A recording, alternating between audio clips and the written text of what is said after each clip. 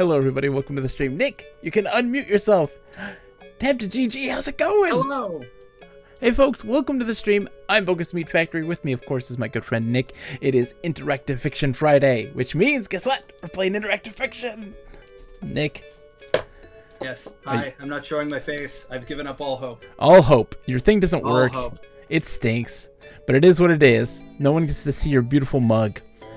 No, I mean, it's getting uglier by the day, so. Folks, we are playing... Wait a second. What? You're not going to correct that. I was clearly looking for a compliment, and you just...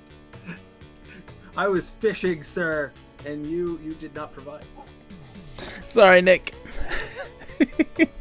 Folks, tonight we're going to play more Starcross. Infocom Classic. This one was written by... Who wrote this one, Nick? Starcross? Yeah. Was that Liebling? That was Liebling. Dave Liebling. Yep. Yep. And it's a fascinating game, clearly inspired by a fantastic science fiction novel written by Arthur C. Clarke. This is clearly inspired by Rendezvous with Rama, my favorite Arthur C. Clarke book. So good. Nick, have you ever read Rendezvous with Rama? I have not. I highly, highly recommend it. It is a must-read. And they made sequels to it that are written by Gentry Lee with consultation with Arthur C. Clarke. They worked together on it, but Gentry Lee wrote it. And they're fun fluff. I enjoy them a lot. They're very enjoyable books, but they're a little more on the fluff side of things. They aren't as hardcore science fiction as the original Rendezvous with Rama, but it's really good. This is clearly inspired by it. Nick, do you remember the plot of Starcross? Can you hit me with it while I fix my map? The plot of Starcross. So far, we are a boy who's looking for small, little, tiny black holes. Yes. So that we can use that for money. Yes. Our black hole detector has gone off. We went there. We've died a couple times, come back. And we've attached to a spaceship that has a sentient spider. That is my memory of the plot. Wow, okay. There also grew. So we also know that this spaceship is collecting intelligent species for a test of some sort. And all those that have been picked up, we assume have failed. The spider person that we talked to in the very initial room that we went into had said that they've been there for a really, really long time. Nobody has solved the puzzles that have been presented by this unknown alien species in this giant cylindrical spaceship. And it's just been hurtling through the cosmos, grabbing sentient life forms, spacefaring life forms, and trying to make them solve puzzles of some sort for some unknown reason. And we have been collecting things, Nick. Yeah. What have we been collecting? What's the thing? I'm pretty positive this is the MacGuffins. These are the things that we need to get. There are little colored rods that we have. Yeah. So presently we have a yellow rod and a black rod. Yeah. Which mirrors the colors of the various terminals, the various doors. Ooh. AJ Rod. Loud cars. Also, before we get too far away, I do want to say that in fact Riley doth suck. Riley doth suck. Riley doth suck, tap to GG. Holy smokes. You are right. Oh, Bismarcky. Biz's beat of the day makes my day, my friends.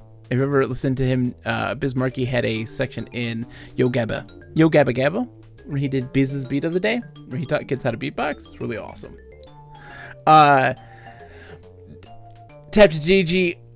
Holy smokes. We're going to be... Next week is another episode. Next week is... what are we doing next week? Is Bases Loaded 2.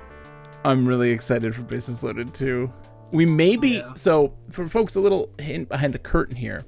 We're working on a book. It's a pretty big one, and a lot of life things have happened, on my end at least, and we have been taking a little longer to read that book. So we may have filler episodes where we talk about... text adventure games, where we'll talk about the Zork trilogy, talk about Deadline, and to record our thoughts, to have those kind of be intermission stuff for these larger books that also require a little more research and a little more work, because the next book after Bases Loaded 2 is a big one. I think it is, Yeah. Nick. I don't know if you think it is. I mean, I think it's big in that, like, it's a book set in North Africa 2 years after 2001. I think that so everything there's a surrounding lot going on there. I think that everything surrounding this book that we will be reviewing after Bases Loaded 2, everything surrounding it, the author and his history and his literative works are going to be far more the center of this discussion than the book itself, because I think that's super fascinating, and I think that you're going to bring so much to the table, Nick. It's going to be great. Anyways, I've been reworking while we've been doing this ramping and reworking our maps, because we got our maps all sorts of wrong, because it's a cylindrical station, and it's really interesting how this actually morphs and changes the layout of this thing. I do respect how Starcross seems to have Lebling's personality. Where Blank, I get the impression that Blank is more straight-edged. Yeah. So Lebling is a silly person. He's a little more romantic. Yeah. You know, a little more impassioned in his writing. Yeah. There's a little bit more flowery prose to his work, a little more flair to it. Well, he also, like, he unabashedly loves the Zork stuff. Yes. Very much loves the tongue-in-cheek Zork. And you know what? I don't blame him. I'm on Team Lebling here. I think that his writing, at least, has been a lot more interesting. And I'm starting to actually even realize, when we were playing through this, I'm starting to realize what things he wrote in the Zork games. Like, what were his thing. Yeah. I mean, he liked writing, I bet you the raft puzzle in Zork 1 is him. I bet you the baseball diamond in Zork 3 is him. Oh, that definitely is him. It's definitely him. There are these little things about playing with words, and it's fun to do. Yeah, there's wordplay. Was he behind the geometric puzzle in Zork 3? Do we know? Which one's the geometric puzzle? Hold on. The one where we were, the box puzzle. Yeah. Box puzzle. Oh, he had to have been. That's a high concept puzzle. I think he had a lot more to do in Zork 3 than he did in 1 and 2. Zork 3 had some high concept puzzles. That one kind of pushed what a puzzle can do spatially in text. I think we may get proved wrong, but you can definitely tell what ones he was responsible for, because they're very wordy, they're very flowery, and they're also very heavy on wordplay. Very heavy on wordplay. Lebling is very literal. Yeah. Yeah. Also, how are the Lebling, how's the audio level? Blank. Does it sound like I'm screaming from a different room because I leaned back? Yeah, you're a little, but it's fine. I think you're okay. I think I can hear you fine. Got to get that mic up to your face, Nick. That's all. All right. So where we last left off, we obtained a black rod from our own. So in this cylindrical spaceship, there are different zones, right? That are colored. So like there's the red zone, which is ours, where we started in, and we had to solve this puzzle to get the black rod. Going to watch us while playing Uru during Mysterium. Yes, Mike. And we got the yellow rod from the blue hall, and we saw a red one. Done by ant people. Yeah, and we weren't able to get it. Yeah, they were snappy.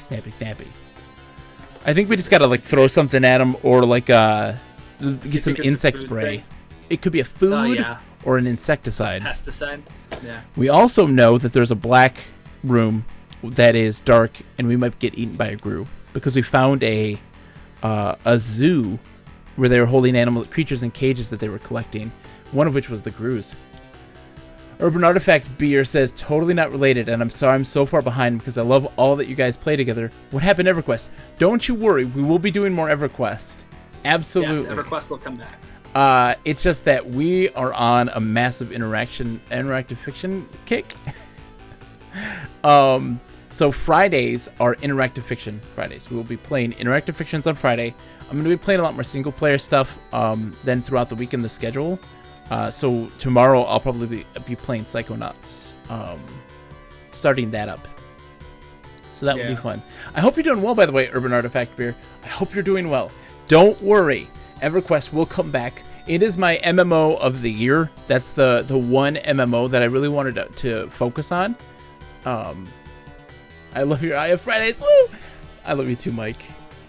EverQuest is... I have a schedule of all the games that I wanted to kind of play through this year, and I always pick one MMO in particular to kind of fixate on, that we kind of come back to throughout the year. So in January, we kind of started off playing some EverQuest.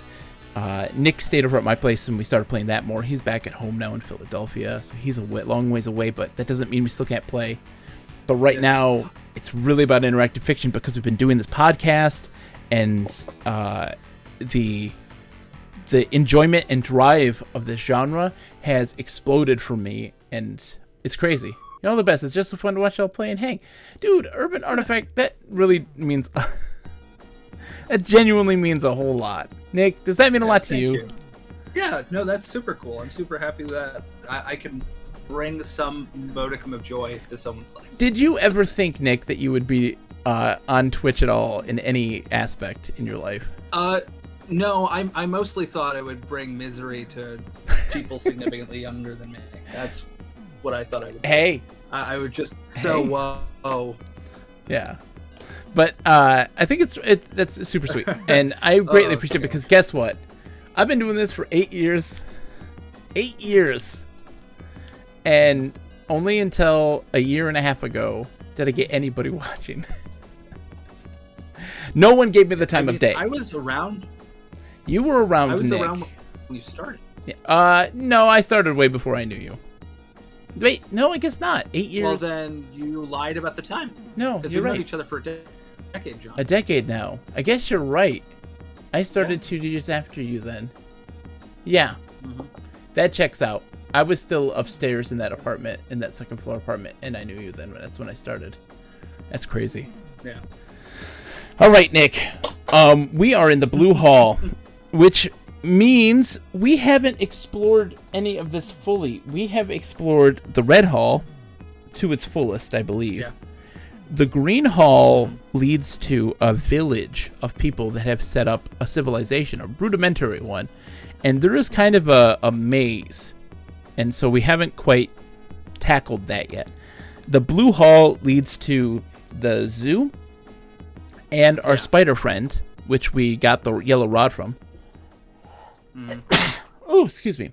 And now let's explore some more, Nick. Look here. Let's read this one. Where are we at? All right. Do you want me to look around? Yeah. So presently we're in the Blue Hall, the junction of a wide fore-aft corridor and a smaller ring corridor.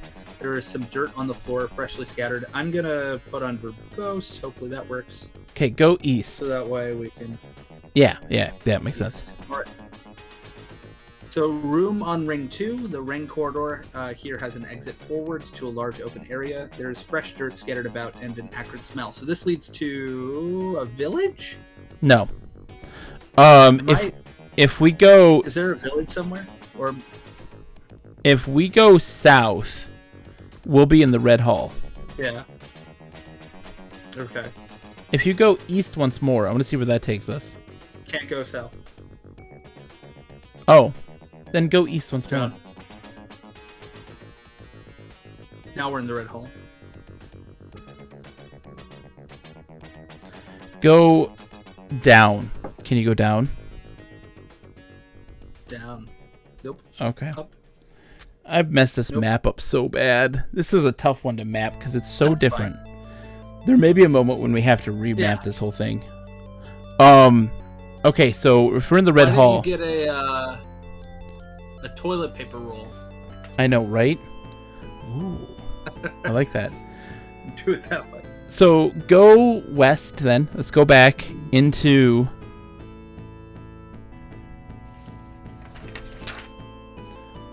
Now go south. Okay. Go west once more. Okay. Now go south. So right now... Okay. So So a ring corridor joins the blue hall here. There is an entrance, presumably for the blue docking area. Okay. I got this now. I understand this now. All right. Was the blue docking area where the spider was? I don't recall. Yeah, the docking one there is the spider. Sorry, I just now know that there's a blue hall. So the room on Ring 2 is a room that is kind of in between the two different zones. I didn't visualize it that way, and now I've got it. So if we go west one more time, it's going to be dark, I think. Let us go west. Go west once more. I'll die. No, if you go west, you won't. You don't have a lantern. Right. Outskirts of the village. Okay, so that's the village. Yeah. Okay. So this is a fringe of a populated area lying to port. The corridor is filled with primitive huts and is being used for the cultivation of grain. It seems that the inhabitants heard you coming and have fled. Okay. So that means if you go, can you go east here yet or no? Can you go east? I'm curious. It is pitch black. Sorry. Not east. West. Go west and then go south. I forget. I have to flip this. I have to turn this now. Okay, so that's the dead end area. Right? Let's see. Just keep going west. That's blocked. So this is interesting. So what's happening here is actually this would link up with the other part of the outskirts of the village, but it doesn't because it's blocked. So this is it's adjacent to it. It's kind of weird. I hope you can see this. This doesn't make any sense. Hold on. Where are we at? I want to point here. Oh, this is, you can't even see. I can't see anything. Reverse the camera, stupid. Can I do that? No. Anyways, the outskirt village is there, and there's another one right next to it. It's complicated. Rand Miller was just playing through the original Myst and talking about the design and mistakes made. Oh, Mike. That bibbles my giblies. I've listened to Rand Miller talk a lot. He does not like to talk. He's a little scared to do a lot of public talking. He has a really great interview that he did. They have it's a video interview that they did an uncut version of that is like 2 hours long. It's incredibly good. I highly recommend it. He also did a postmortem on Myst, which was good, but other interview he did was really in depth. All right, Nick. So we can't go in any direction here. So the only way back is to go east. Hold on. My youngest is getting mad. 1 second. I'll be right back. He always does this. Now I'm alone. My Twitch isn't really working, so I cannot see the chat. Alas. Waste all my time.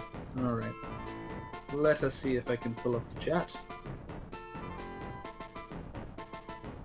Come on, Twitch, don't fail me now. Don't fail me.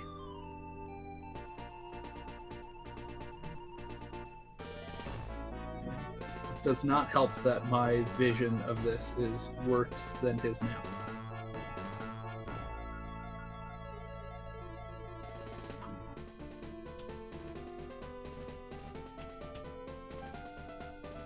Well, let us keep moving around. Alright, so that brings us back to the Red Hall. This is a wide room with corridors leading in 4 directions and a ladder down to the airlock. The lighting is poor, as though the lights were worn out. Halfway up the walls are planters full of wilted plants. North, this is a long, dim corridor that intersects what looks like a ring corridor. The overheads are not very bright here, and the plant growth is feeble. The smaller corridor curves away on both sides, the light is dim, and the plants are stunted. They all have it.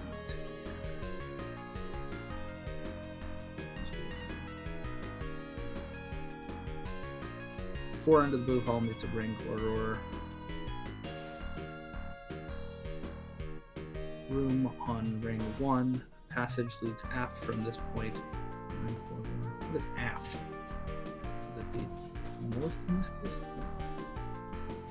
No. The computer room.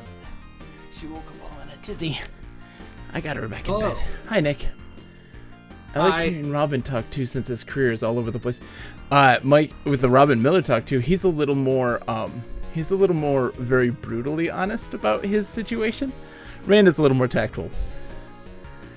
My youngest made a similar noise upstairs a minute ago. It was like an echo. Yeah. No, she's having a tough time sleeping lately.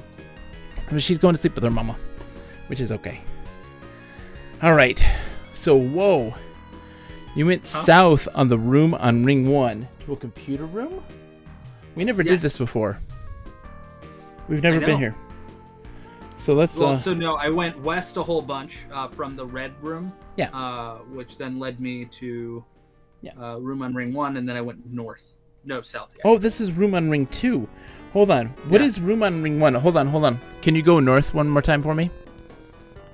Go north. I haven't read this description yet. That's fine. I just want to know where we are spatially here. Go east.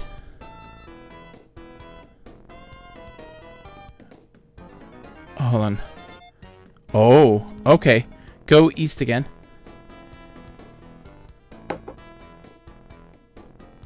Okay, blue hall. You notice that the air has become quite hard to breathe. We haven't put our spacesuit back on, I don't think. So this is... Go north once. Yeah, okay. So that is... I see where that is. Hold on. Dark room.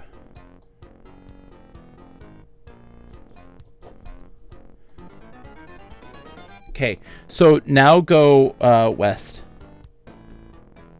Oh, thank God. Now I can see the chat, now that it's no longer useful. There we are. West. And west once more. West once more. Room on ring 1. Okay, that's perfect. I know exactly where we are here. All right, so south. Yep, south. All right, so this is the main computer. Okay. The builders of the ship were obviously still wedded to large mainframes. This one fills the room and is 30 meters high.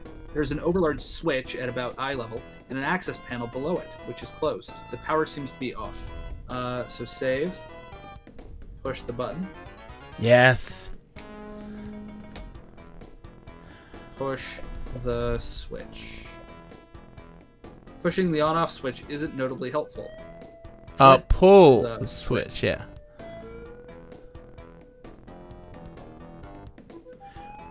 Hold on. Pull?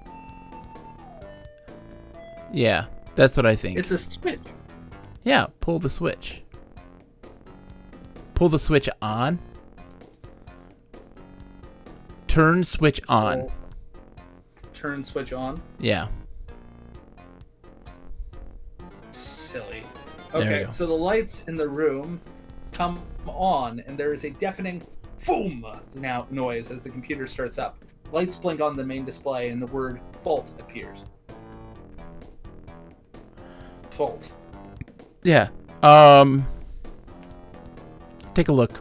Look real quick. See if the room has changed any.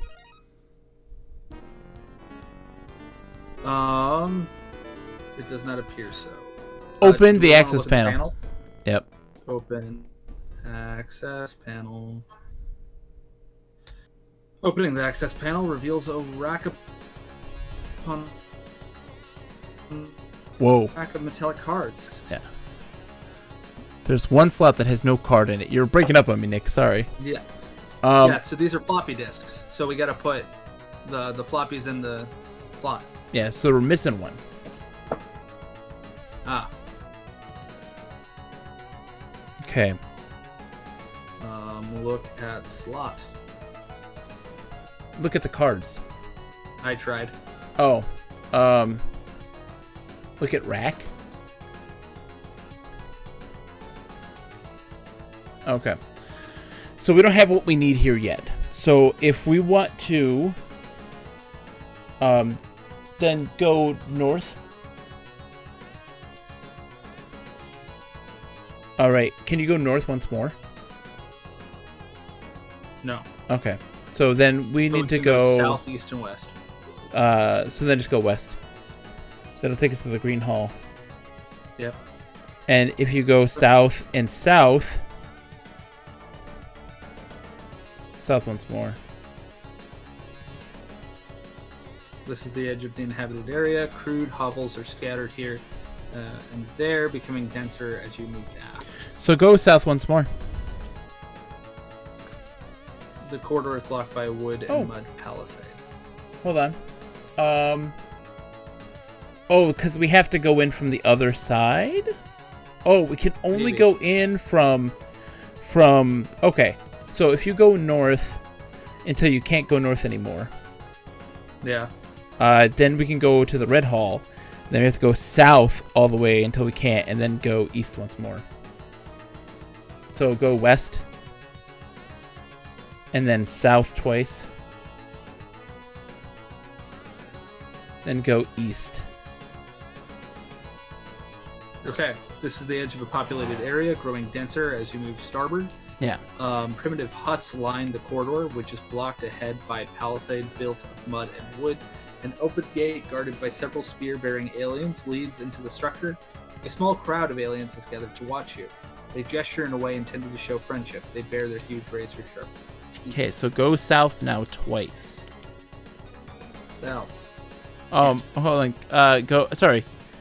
Go east? East. Village center. This section of the hall is filled with primitive huts of various sizes. They are so close they almost form a single large warren with many entrances. The only way to continue down from the corridor is through the warren. Many aliens are milling about of all sizes and colors of fur. From down a passage... Oh, these are the Furbies, John. We're amongst the Furbies. From down a passage between the hovels appears a large, almost all gray alien. He is dressed in the tattered remains of a spacesuit of alien manufacture. Only the helmet and scraps of the body material remain. Around his neck hangs a brown crystal rod. The crowd parts to let him through. He looks at you in awe, staring at your spacesuit. He points to it, and then at himself, and brandishes his spear menacingly. Save. Save. Give me the rod. Rods. Rod. There you go.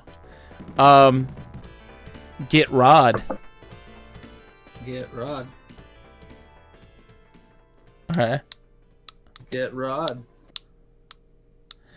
Okay, Get hold rod. on. Hold on. Stop. Take off suit. Yeah. Take off suit. Oh, wear the suit. Wear suit. Wear space suit. Oh, he wants it. So take off suit and give him the suit. I want to see what happens. Take off suit.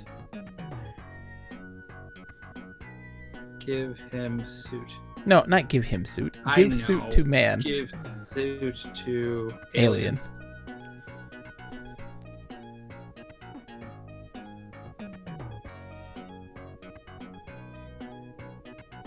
Oh, no. Get the rod. Take rod. Point at rod. Because he's pointing at Yeah. wives and children. Point at rod. Yeah. The chief hesitates, understanding you all too well, then reluctantly removes the rod from its string and hands it to you. Glancing back at you, the chief leaves the room. So here's the thing, Nick. We will have to restart from the very beginning. But because this is probably one of the last things we should do. I don't know. Because in the book it says that there are going to be places where there's air that we can't breathe. Yeah. And we've given away our only... Because we've been in this room before and he wasn't there. Yeah. You know? So I want to... Because we don't know what to do with the rods yet. No. Hot rod for a hot bod. This is true. So go east. Shall go east. I'll go asset. Oh, we go asset. I'll go yes. eat. The chief alien wearing your spacesuit is here. The chief slips through a crowd, which parts deferentially. Okay. So we're in the Warren. Can we follow the chief? Because he's gonna take us back somewhere. Want to go east? No. Well, I can go back west. It does. Go south. West. South. And south more. South. Keep going south. What has happened? This is a maze of sorts. I think what was supposed to happen is you have to follow the chief. Okay, 1 second. Let us restore.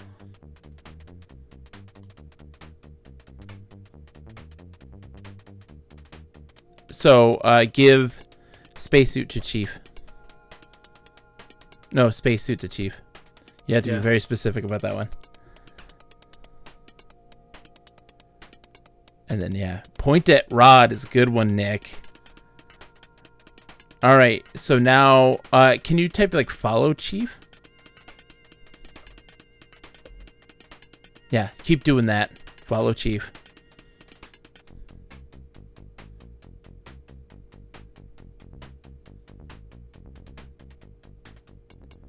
Oh, there we go. Okay. Follow him. He's gonna take us somewhere. It's like it's not really a maze.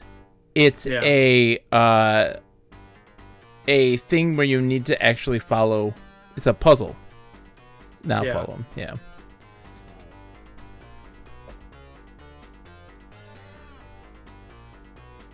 I wish G worked. I know. Yep, just keep following. Oh, nope, you can't follow him now. He's gone. Oh, okay. And then follow him. It takes again. him. Well, if I hit follow. Oh, this time he did leave. But often what was happening was he noticed that the air has become almost unbreathable. Yep. Follow chief. Follow chief. So the chief alien. Okay, center of the Warren. This burrow is deep within the Warren, and aliens seem to avoid it. Yep. An exit to port leads back into the Warren.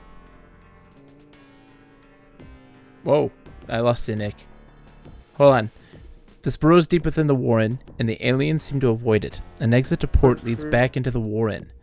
The walls are covered with crude but vibrant paintings depicting a huge spider, a gigantic mouse, man-sized lizards, and in the center. Hi, Nick. A being in a spacesuit. Nick, hi. We lost you completely. Hello. Oh, hi. You can hear me? I can hear you now. Yes, a gigantic mouse, a man-sized lizards, and in the center, a being in a spacesuit. You realize that this room is the center of the Green Hall's junction with the ring corridor. In fact, a ladder leads down to the green airlock. The chief alien wearing your spacesuit is here. Chief grins, exposing his pointy teeth, and points pretentiously at the ladder. Curls up on the dirt floor and waits, watching with interest. We're going up the ladder. Okay. So up ladder? Oh, it's down. It's down. It's a ladder down, sorry. Down ladder? Mm-hmm. Oh, just down. Green airlock. So this is the main airlock of the green docking port. The inner door leading up to the interior is open, and the outer door leading down to the surface is closed. I want to know what you get here. You know, if this is like the disc, maybe that will control the oxygen. That's why those plants were dying in the red airlock. My guess is that we're going to get the thing we need, I think, here, that's going to power up the thing so we don't need the spacesuit anymore. Yeah. That's my thought. So save as whatever, because we're going to restart, but I want to see how far we can go.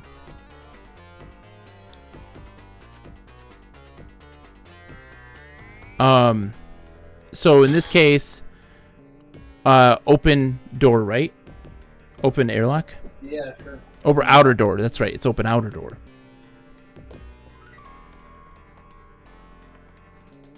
A bright light over the door flashes menacingly until you remove your hand. Okay. Oh. Close interior door. That's why. I'm pretty sure we're about Or closed door. Inner door. Close inner door. Now open Okay, the outer I'm pretty door. sure we're about to space ourselves, John. That's okay. Let's just see what happens, Nick. Nick is the archaeobotanist. Now go down. A plastic umbilical leads away to port from the green airlock. There's a hook next to the airlock. Okay.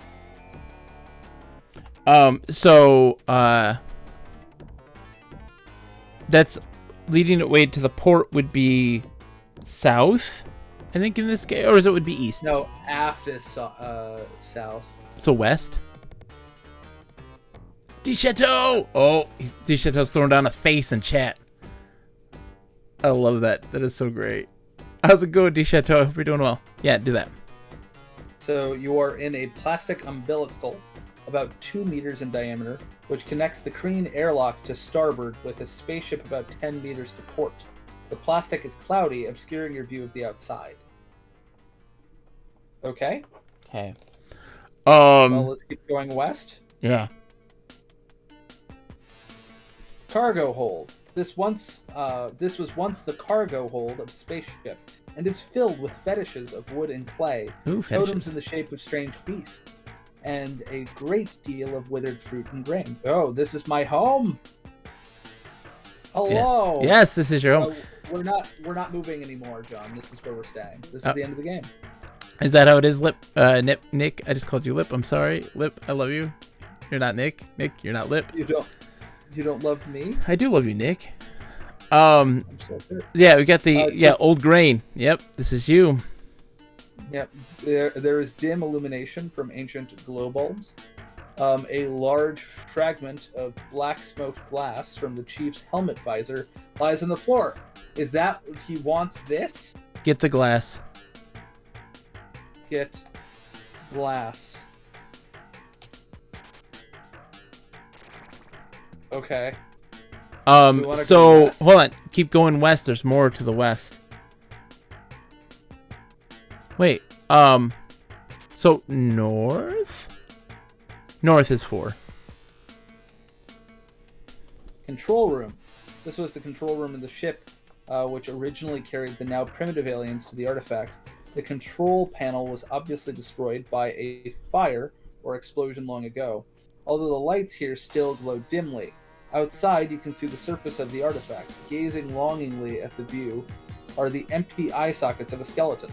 The skeleton of an alien's weasel. It is dressed in the shreds of a spacesuit and sitting in the control couch. Scattered around the couch are fresh offerings of fruit and vegetables. Okay. Are we supposed to give offerings to this weasel god? So this is a shrine, John. Are you gone? I'm here, Nick. Okay. Make love to the skeleton, says DeChateau. Pray to skeleton. Okay, it doesn't have the word pray. Make love to skeleton.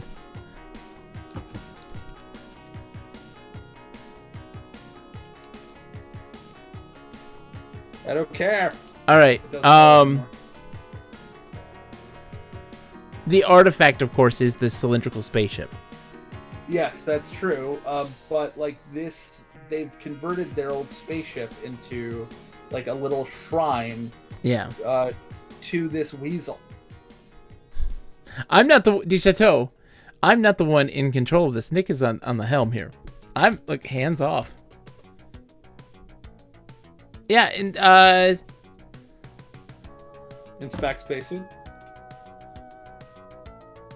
Yeah, look at suit. Okay, look at Weasel.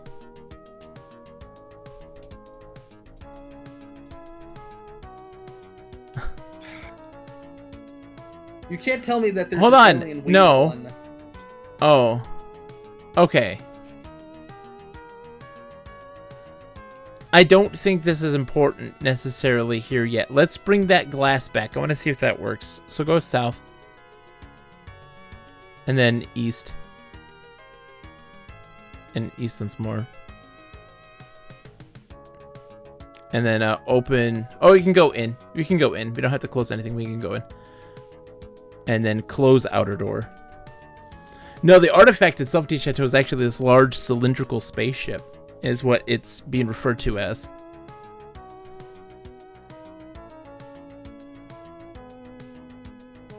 Sorry, up.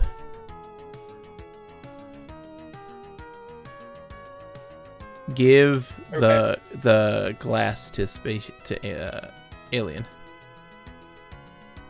The chief considers the spacesuit to have been enough and graciously refuses the gift. Look at the glass. Black visor fragment.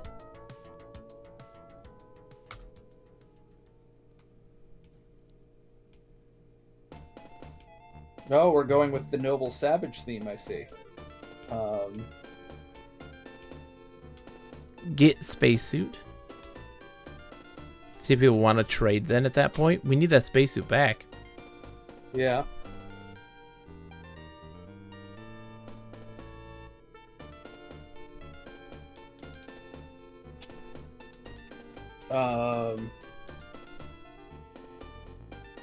Back on our word. What does he want us to do in there?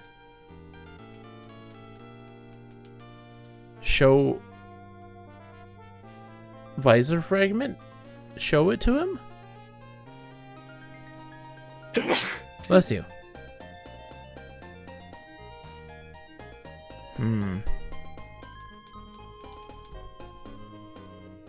Let's go up and see if we can touch anything else. Yeah, let's get touchy. That would be fun, de Chateau. Or a mud. Maybe working on that down. someday. West. I gotta close. Oh, open. Oh, you gotta close first. Close. Closed door. Inner door. Open outer. Down. Yep, and then west.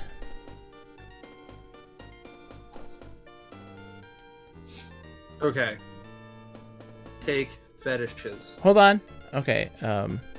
Yeah, there you go. Take the fruit.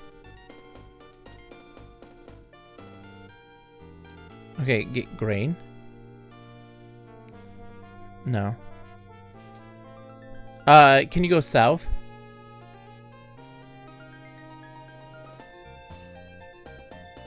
Guard room. Yeah, fore and aft. And the umbilical tube is starboard. So once a guard room or barracks, this room is now dusty and unused. The only exit is back the way you came. A large door that may have led to the engine room is fused shut, as if by enormous heat. Crap. We'll have to So get into obviously that this is a thing we're meant to get into, yeah. at some point. Indeed. Okay, go north and north again.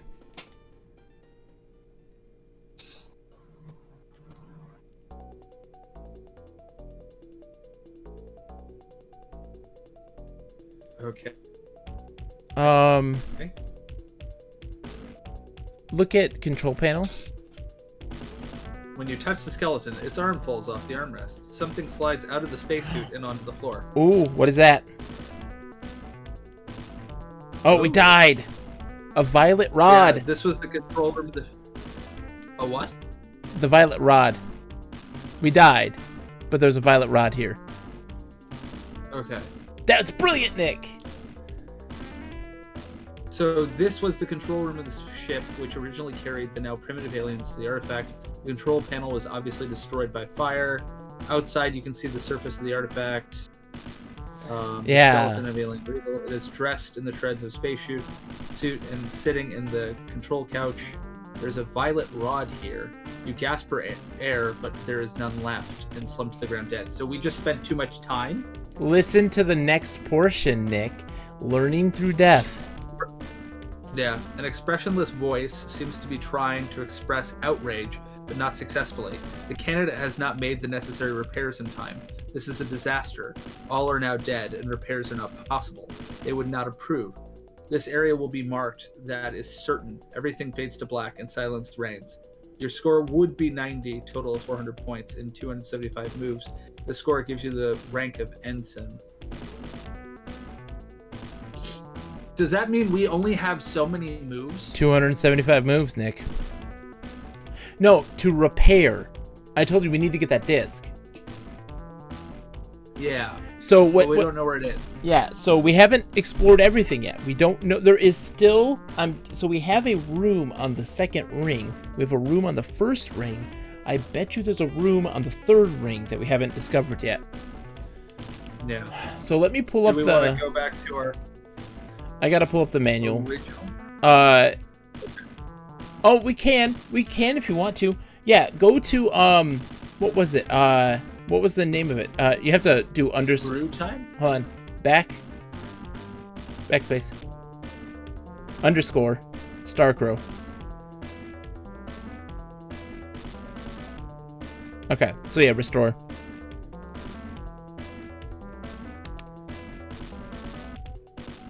Yeah. Wear the spacesuit. Are you okay, Nick? Are you sick? You under the weather? You alright? I sneezed and it has just unmanned. Go blow your nose!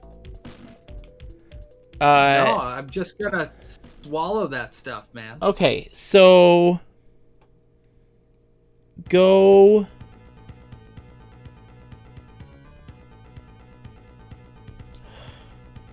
Go south. South? Yeah. And south once more. Melted spot. At this point, the corridor is twisted and halls. Oh, melted is probably important. We've never seen this door. before. There's that door we can't open, John.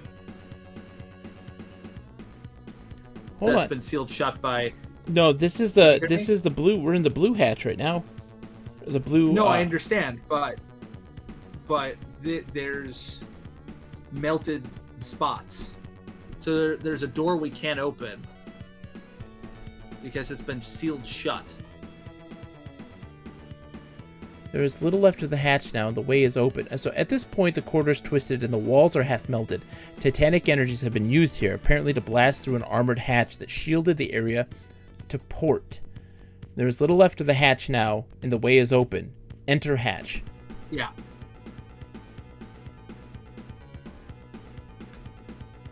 So go west.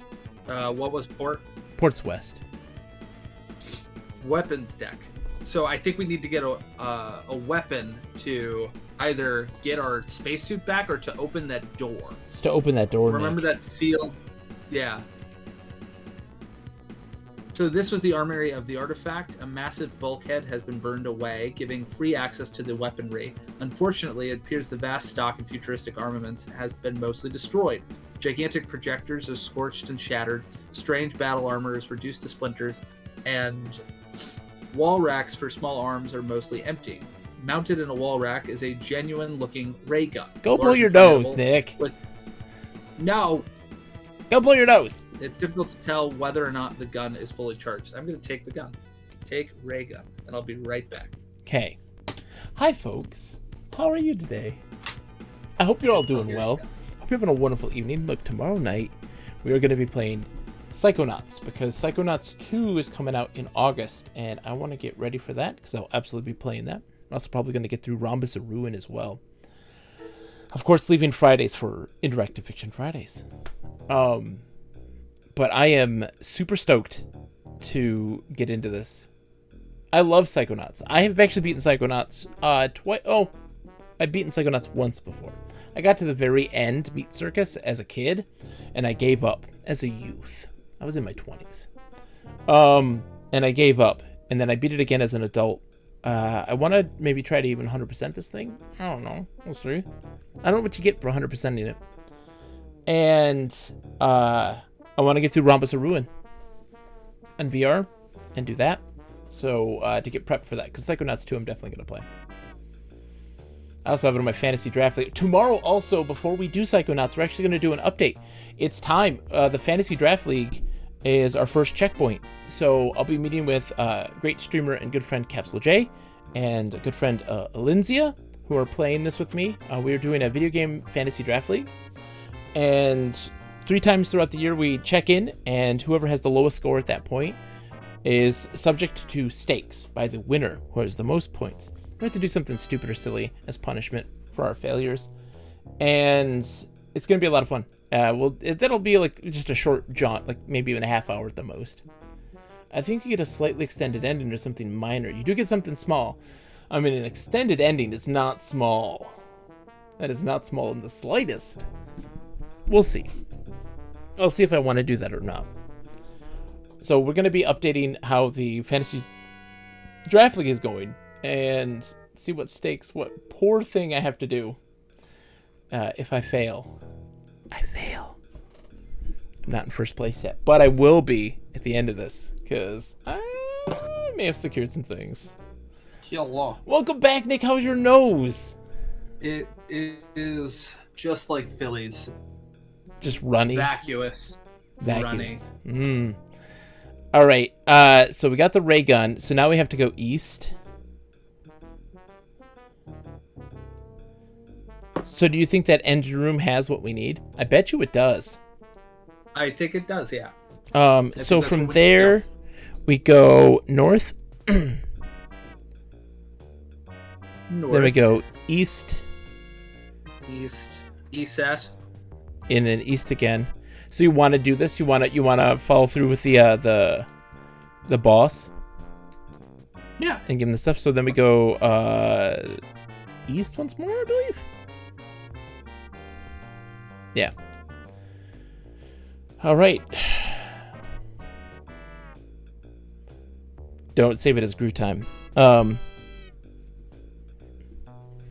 don't shoot the chief.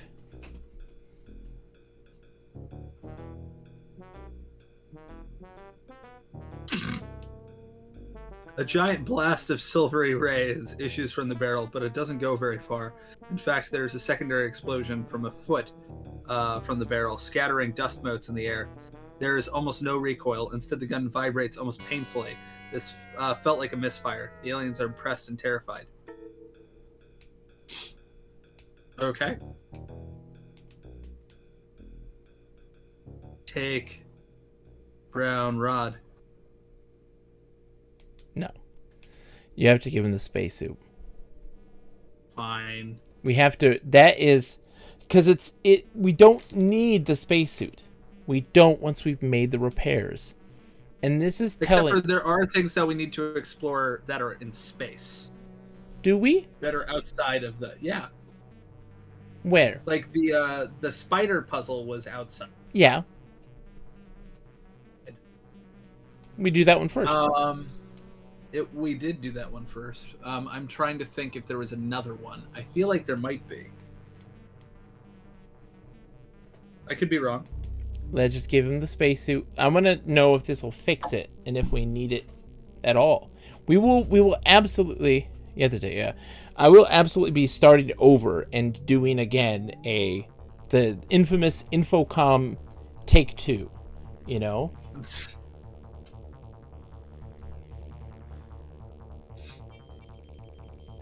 Then follow Chief. Because that was what was interesting is that nope. That's what was interesting is that I was like, oh, this is a maze, but there's no rhyme and reason to it. It's not a real maze.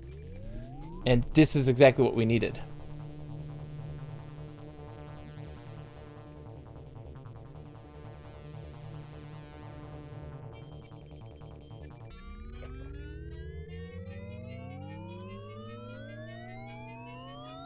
Okay, in the center of the warren. Crawls up on the dirt floor and waits, watching you with interest. Because he wants us to get into that locked area, the place that's sealed off that they don't have access to. So we go down. Why do I always think it's up? Down. Yep. Then close. Open. Nope. Close. Close. Inner. Close inner door. Got it. Close inner door. Open outer door. Exit. Then west. West. West. Get the visor fragment. Get visor. And then it's west again. No, it's south. It's south. West. It's south. South. Save.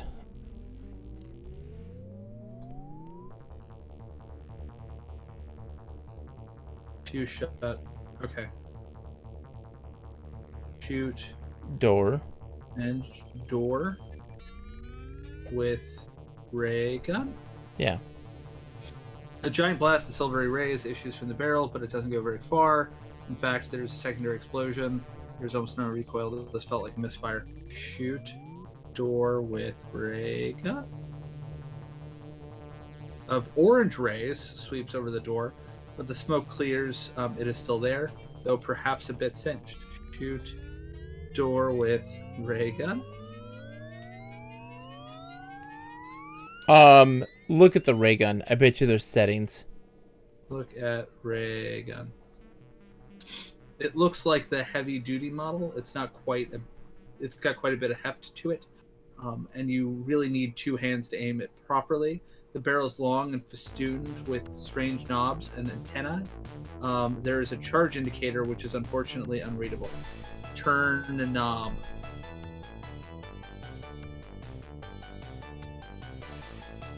Turn knob on ray gun. Turn knob on ray gun. No. Turn. Move antennae. No. So it's not fully Shoot charged yet, Nick. What door happens there is that with... Ah! yeah, it's out of ammo. So what happens is we have to charge it first. I'm not confident. I mean, maybe. Restore it before we shoot it and look at it. It says that it's unreadable. Look at it again and see if it's not anything. But saying there was a charge indicator, which is unfortunately unreadable, tells us that it can be charged. And That's true. which is also telling us that it might not be fully charged. Yes, but why would you give me a charge indicator I can't read? To tell you that the gun can be charged. You could do that and also tell me that it's not fully charged. It's trying to make a puzzle there, Nick. That's why. Seems like a silly puzzle. No, I like it. It makes sense. I don't like it. Why not? That's a leveling puzzle. It's a wordplay. It's all about wordplay. It's hints through descriptions. Yeah, but so you're giving me the a ray charge... gun. The ray gun doesn't work on the door because the ray gun isn't fully charged. I get that, but what I'm saying is that if I have a charge meter that I can tell it has something to do with the charge, how can I not read it? If I can tell that it has something to do with the charge of the ray gun, how can I not read it? How is it not legible to me? So, for instance, it could be that it is a charge indicator, and then the information that is displayed does not read. You can't read it. There is So, for instance, imagine it like an LCD screen, right? And above it are the words charge indicator, and then the screen is blank. It's not operational. Yeah, but it doesn't say that it says that it's a charge indicator. It just says that there is one. Yeah. So there isn't text. I just recognize it as a charge indicator. No. Bob! Bob's here! He's always been here. All of this time. He's in our hearts. Bob has betrayed. No, Nick! I think you're totally misunderstanding the sentence. No, it says there is a charge indicator. Yes. I can't read it. You cannot read what the setting is. Charge indicator. Yeah. The charge indicator would say something like full charge, Yeah, medium I get charge, that. low charge. But there's Why also... not just say low charge? Because that's the puzzle, Nick. That's not a puzzle. Yes, it is. Okay. Listen. Okay, Nick. Yeah. Maybe think about it like this. There is an arrow that points that is pointing at a red portion, a yellow portion, and a green portion. But the arrow is destroyed. And you can see that there's red, orange, and green, red, yellow, and green. So you're like, oh, that's a charge indicator, but I can't tell where it's at. What I prefer, actually, is rather than it telling me it's a charge indicator and then saying I can't read it, is if it said there's a dial that has red, yellow, and green, and it's at yellow. I'm not going to argue that. It doesn't tell me what that dial is. I'm not arguing on that one. I'm not going to argue there. Hold on. But that's what I'm saying, is why would you tell me that I have a charge indicator, but then say it's illegible for some reason, it's broken or whatever? Because it wants you to... it wants you... not tell me it's a charge indicator and give me some other information. Because then you wouldn't necessarily know what it's for. They made it say it's a charge indicator to let you know that the thing has a charge. That also means that it's not fully charged. I suppose. Yeah. Because otherwise, it could be ambiguous if it was red, yellow, or green, or a blank screen that you cannot read. Those things would make a player then unable to understand its purpose and intention. Whereas here... I wonder if that would be more ambiguous then. Because I feel like if you said you have an indicator, it's red, yellow, and green, and it's on this color, I would go, oh, that has something to do with the charge of this ray gun. No, I would think that that's an overheating. That would be a heat indicator. Maybe, but I feel like because on my phone now, yes, when it's dying, it's red. When it's middling charge, it's yellow, and when it's fully charged, it's green. Mine just has a percentage. Mine changes color. But imagine if it was a thing that was literally just a battery, right? But there was nothing inside the battery at all because it didn't work anymore. But you then would know, oh, that thing tells charge, but I can't tell how much charge there is. It's also already told us this, though, because it said you don't know how many shots it has. No, it doesn't. It says it looks like a heavy-duty model. It's got quite a bit of heft to it. We got it. Yeah. Yeah, when we got it, it said you don't know how many shots it has. Yeah, because it's, again, which trying implies that... No, I know, but like we've already said this. We've already set this up. But people might miss that. And so they need... You can't leave a clue to a single piece of unrenewable text. We can't see that message again, Nick. So they want to tell that for people who pick it up the first time, but then leave a secondary clue for those people who may not have picked up on those words immediately. One of the major issues in the design philosophy of a lot of LucasArts adventure games is that their clues are left as dialogue.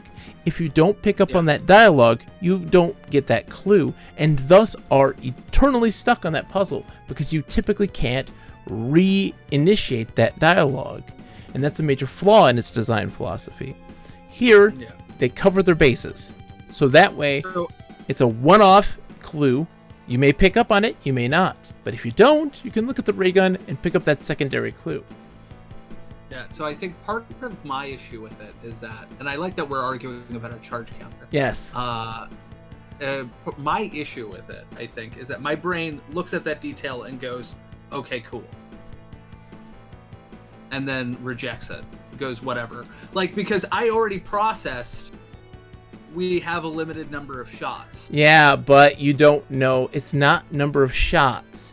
It is the power within those shots.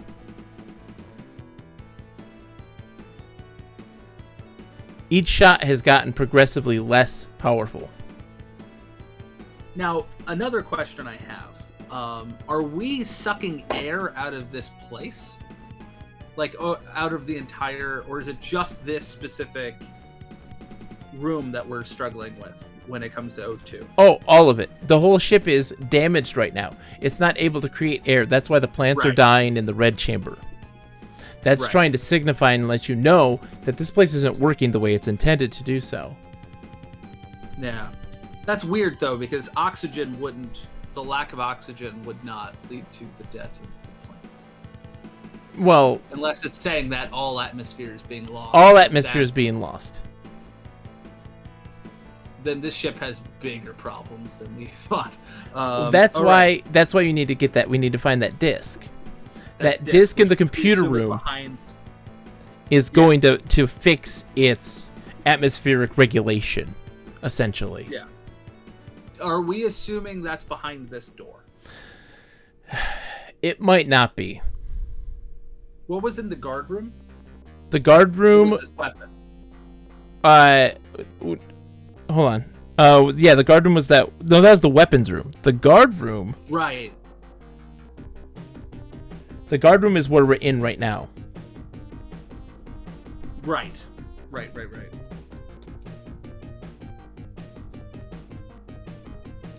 The only exit is back the way you came. Large door that made... Wasn't there another room that we could enter? Yeah, that was the control room. Control room with the skeleton that has the rod that pops out, the purple rod. Right. Maybe he's looking for that. Restore and grab the purple rod. Let's grab the purple rod because we still have like 33 moves before everything dies. Maybe that's what he's looking for.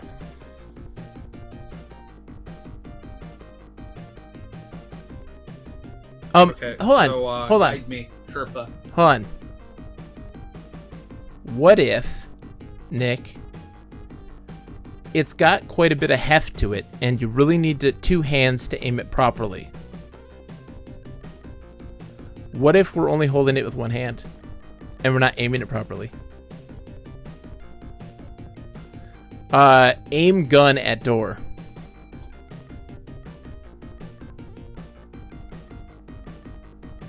Okay, no, then never mind. I thought maybe that'd be the case. So then we want to go north and north.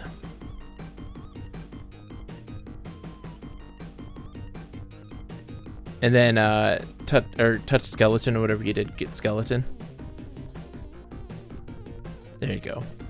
And then it's the rod. So you get rod.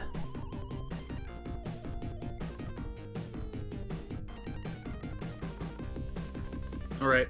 So we go south. Let's get out of here. Yep, we go south, then east, then east.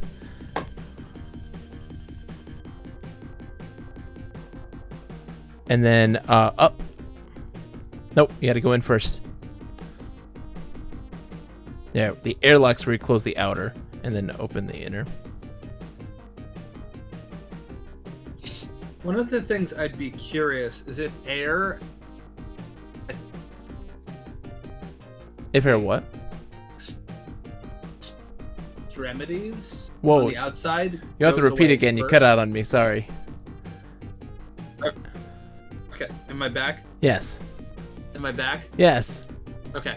So one of the things I'm curious to know is if air on the outer extremities wears thin first, and then as you come in, the air stays around for longer, or if it's sort of a set value, if the amount of atmosphere in the spaceship is the same throughout. I would think it's a set value, but I'm not entirely sure.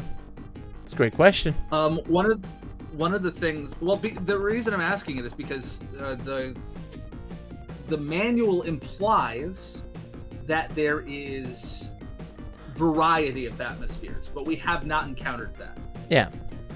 Like, in some places, it's a little harder to breathe. In other places, it's thinner. But there's never really been a moment on the ship where we needed to wear the spacesuit.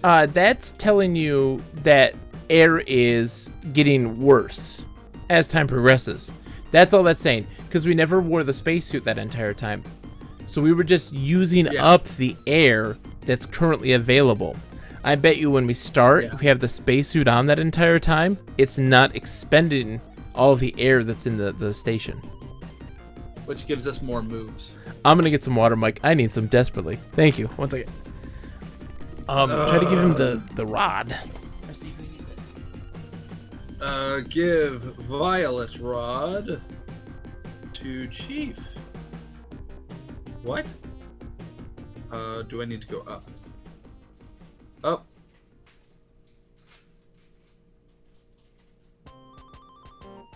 Okay.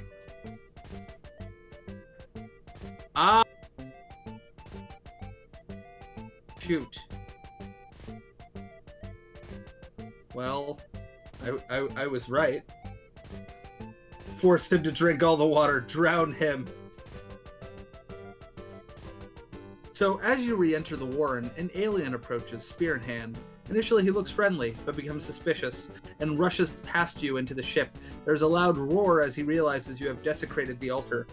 Other aliens surround you, spears at the ready. You have died. You hear, if that is the right word, an expressionless voice. It seems to be inside your head. This is not promising. The candidate does not deserve another chance, but the instructions are explicit. There are not even any more docking ports. They would be disappointed if they knew. You wake to a brief glimpse of a pallet on which you are lying, surrounded by metallic threads. The whole apparatus begins to vibrate, and you feel very dizzy. As you lose consciousness, you realize that you can't see the rest of your body. There's a feeling of dislocation, and then... John, I was right. I was right about it being a crime. Oh, but I'm... Yes, we died. Are you okay? Whoa.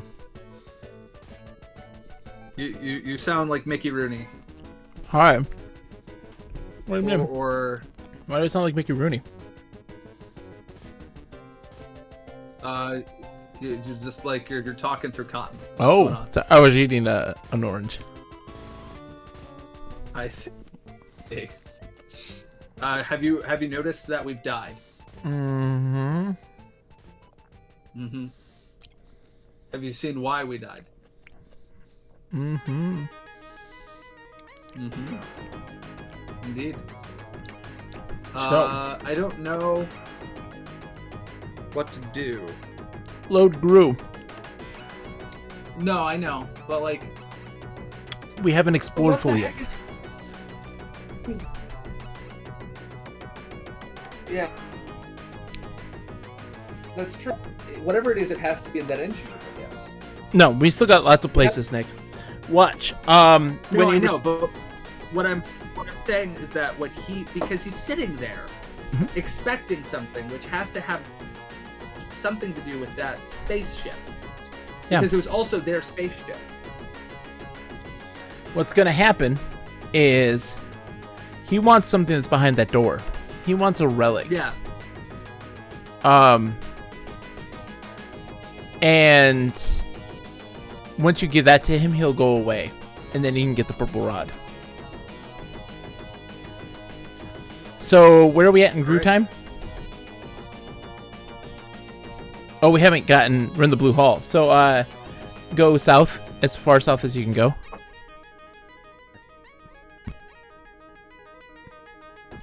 Oh. Whoa. Stop. Whoa. You Told could... me to go as far south as I could. Hold on. I did. Okay.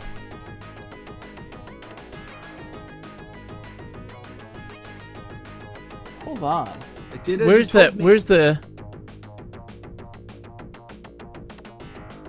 Okay, so... Yes. Look in here, please. Goes no further aft. Okay, so go west. And then go south. I mean, no. All right. East. South. South from here? Hold on. Hold on. Yeah, do that real quick. Down. Go down. Oh, damn. Go north and see if it kills you. Yep. Okay. So restore. So, Nick, you gotta go south as far south as you can go, but I want you to do this slowly, please. Oh, go verbose. Go south once more. And south once more. Where's the airlock to this thing? Alright. So, yeah, go south once more. Alright, so go west. And then west once more. There's something happening here. I've got this map is all out of whack.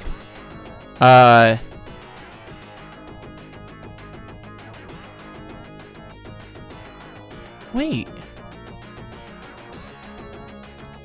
Okay, go north once, or go north once more. South.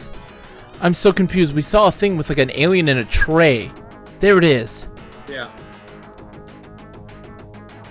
So a small metal contraption about 1 meter long and half a meter high enters the room. Its guidance system, 2 dish antenna at the front, circles quizzically. A power antenna juts from the rear. On the top is a small tray. It cleans the floor as it goes, humming contentedly. All in all, it looks like nothing so much as a mechanical mouse. So if you leave anything on the ground, it'll pick it up.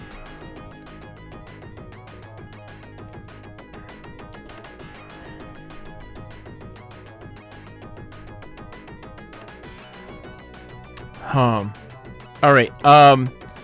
Can you? Oh, it's already gone.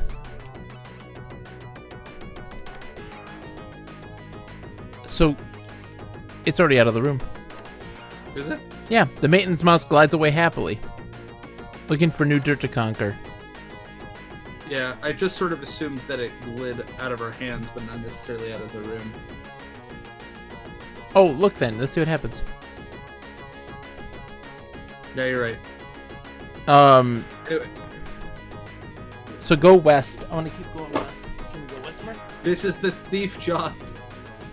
The thief is this little mouse. We gotta kill it. We're at T's with the aftmost ring corridor. Okay. So go north.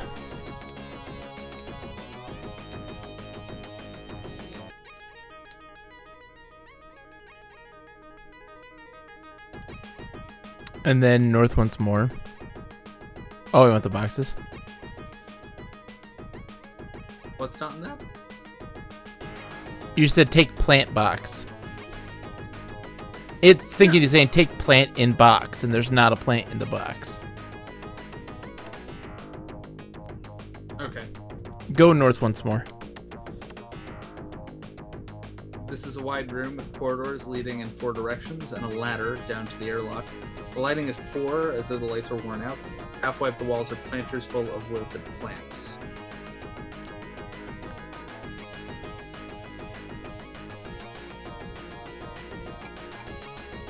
Go north again. Something's changing. Something is different than what I got. This is a long, dim corridor that intersects with what looks like the ring corridor. The overheads are not very bright. I will say that the plant growth, John, increases with the light. Yeah. So I don't know if the plants are any indicator of... It's an indicator of power. That power is going out, but I think you might be right in saying that it's going out further out first. Go north again. That is telling us something. Yeah, so the light is dim and the plants are stunted, so they're growing, but they're not as tall. Keep going north. We have to do something about the light quality, I think. Yeah. Well, that's with the power. Keep going north. Oh.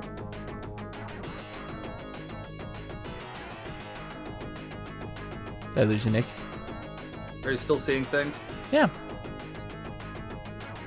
No, you didn't. Okay. Right So go east. Go east. And then east once more.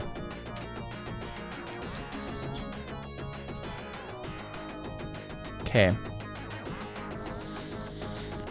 So so go south. I want to look at this computer room more.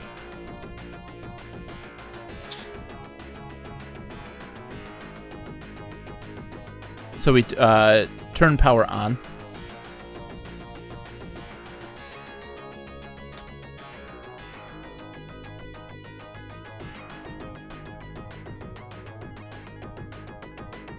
It's open the access panel.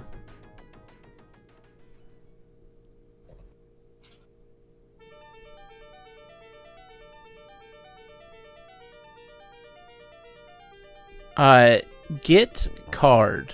I want to see if like you can take one. You can't.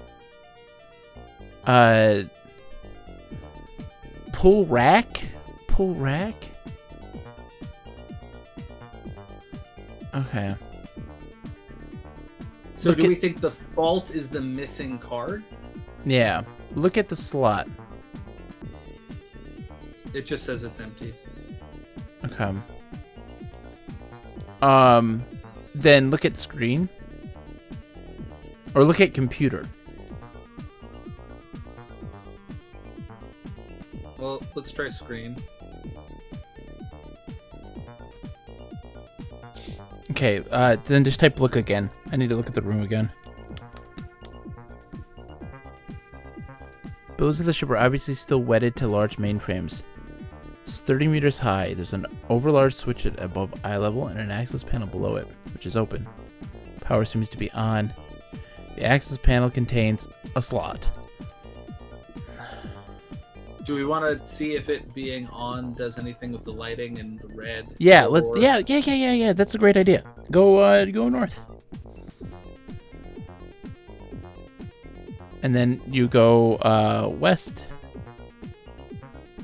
And west again. And then go south. So the light is still dim. Plants are still studded. This is a long, dim corridor. Yeah. So it's not working. So go, hold on. Where are we at here? Red Hall. Okay, so we're in south one. Go south one more time. Now go, west.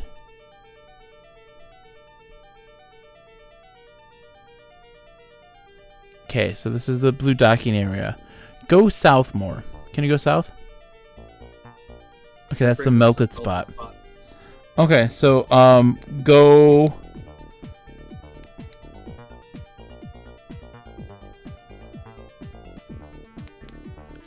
north. And okay, so we've been west and west. There's more to this than I thought. Go east. Back into the Red Hall. We go south one time. And go east.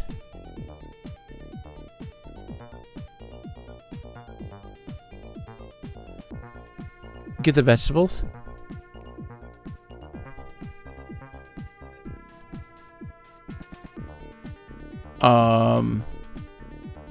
Okay, so they don't need those. Can you do we think the plants potentially have anything to do with the villagers? So go east once more. No, yeah, they're settled. They're just settled. Village suburbs. We haven't been here before. So a primitive village has been built here, almost choking the passage off. The village extends forward, becoming even more closely built. A form of palisade built of mud and wood, which completely blocks off the corridor. So if you go north, it's gonna go east. Outskirts of village. This is the fringe of an inhabited area lying to port. The corridor is filled with cultivated plantings, although the farmers have apparently fled before you. Go east again. They Fine.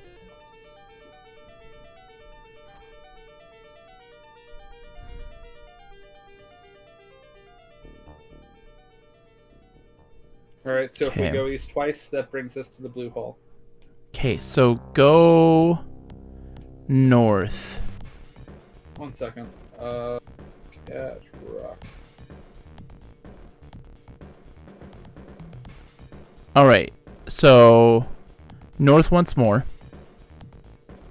Now I want to try this, where we go west into the dark room and then down.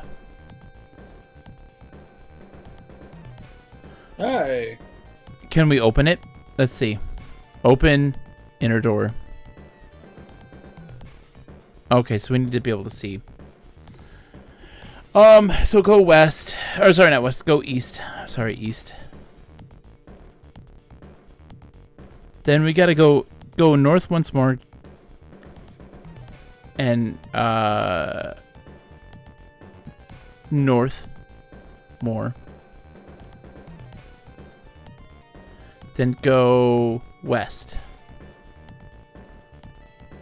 Observatory. Yep. We haven't been here. Nope. So this is the interior part of the artifact's observatory, with an exit to the starboard. There are no telescopes or other instruments visible, and in the center of the room is an image of space in the vicinity. Examining the image, you see a tiny model of the solar system. The sun is a bright dot in the center. Jupiter and Saturn are easily discovered. The colors of the dots are not what you would expect, though, and range throughout the spectrum. A holographic projector is on one wall. Touch dots.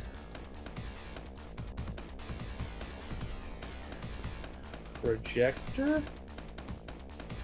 The projector is a type of laser producing a continuous holographic view of space outside of the artifact. The light issues from the front of the projector and is blindingly bright. Oh, get projector. Projector.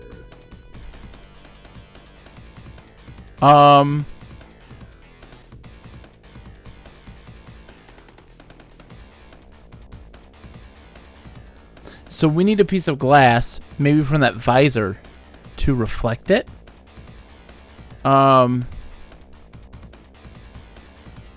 Yeah. Let's see. The colors of the dots are not what you would expect, though, and range throughout the spectrum. A holographic projector is on the wall.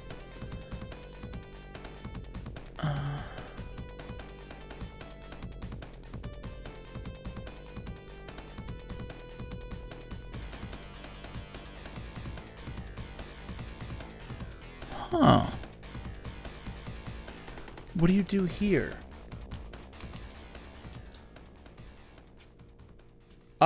Turn off projector?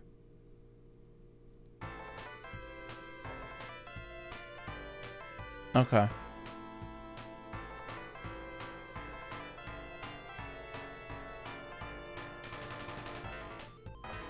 We don't have the ray gun yet. Okay. Alright, so go south. No, I'm sorry, east. I'm sorry. It's fine. So go north again. And go west. And west again. Room on ring 1. Okay. So do we want to try to get the glass visor, bring it down to this room, see if that deflects the light so that we can then open the yellow door?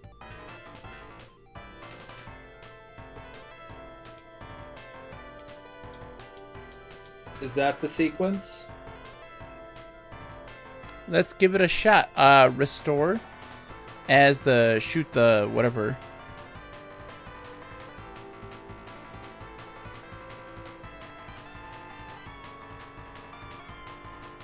What was it? You know, restore again. Just type restore first and then type shoot. No, I don't remember. Was it? Can I directory from here? No. No. Oop. Maybe it was just shoot chief. There you go. Yep. All right. So what's your inventory right now? We don't want that purple rod. Okay. So go north, east, and then east again. Up. And then close outer.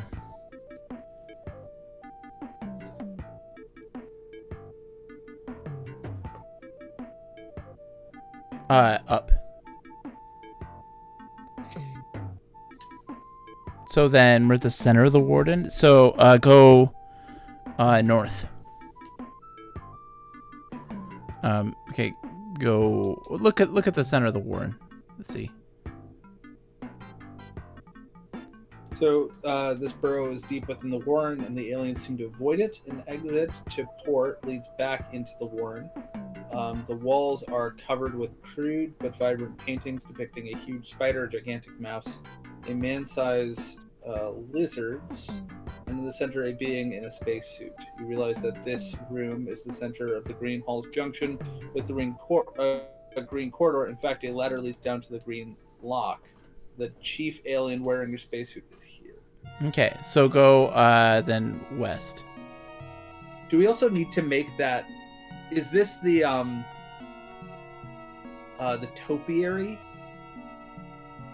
What do you mean? Oh, yeah. So in Zork yes. 2, we had the topiary. Absolutely. So we need a giant mouse. No, the giant mouse is the robot mouse. Yeah, but it's small. No, it's telling you that these are the beans that it has picked up over time. So the spider guy, a giant mouse, correct, the man-sized lizards, which are these guys.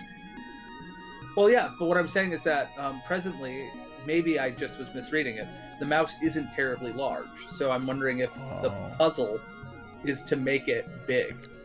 No, I'm thinking that what it is, the blue hall is the spider, the red hall is us, the green hall is the lizard people, then the dark room hall, what we can't see, is the giant mouse.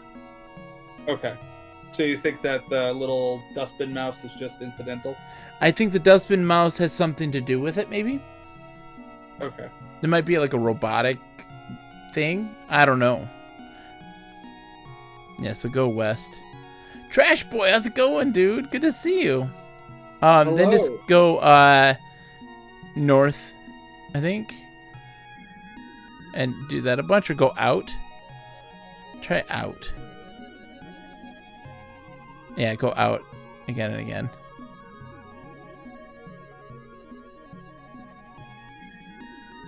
Exit.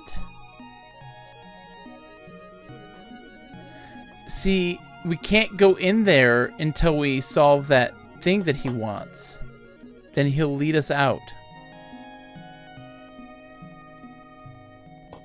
Yes.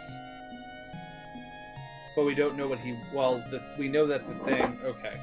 So, brew time? Yeah. So we know that the thing he wants is likely behind that door, which has something to do with charging the ray gun? Yeah, so let's go back to the weapons room. So you go south. And south once more. There you go. It's west.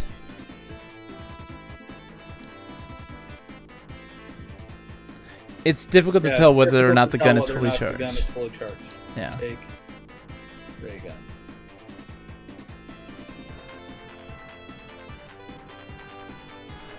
Let's see. So now look at the place. What you been up to, Trash Boy? I'm doing good. Been playing this game. This is quite the tricky game. This was the armory of the artifact. A massive bulkhead has been burned away, giving free access to the weaponry. Unfortunately, it appears that the vast stock of futuristic armaments have been mostly destroyed. Gigantic projectors are scorched and shattered. Strange battle armors reduced to splinters, and wall racks for small arms are mostly empty.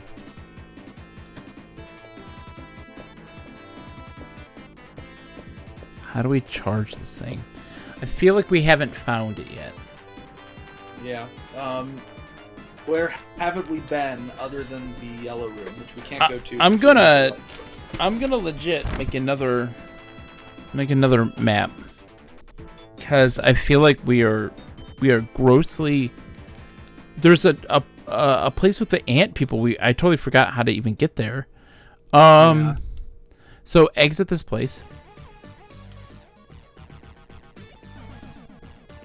And then north. Get back to verbose. Now look. Okay, so go also way up. Go up. We never did this. Crap. See? This is why we need verbose. So you're standing on the floor of an enormous cylinder, kilometers in length and hundreds of meters across. Above you and all around is revealed a microgeography of trees, grassland, and manufactured structures. The cylinder is divided into various bands, of which there's approximately the central one. Of which this is approximately the central one. Things cling to the floor or ceiling above you as each band continues all the way around the cylinder. We're in the midst of a grassy plain, a sort of savanna with warm breezes and tall grasses.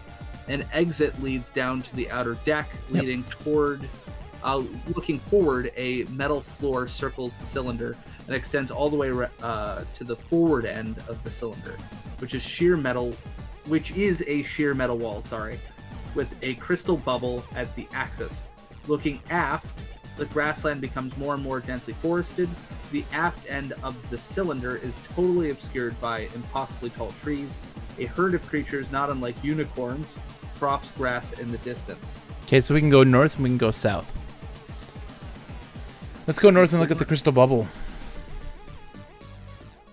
So the floor of the cylinder is bare metal here, merging into grassland aft and eventually running into a sheer wall at the forward end of the artifact.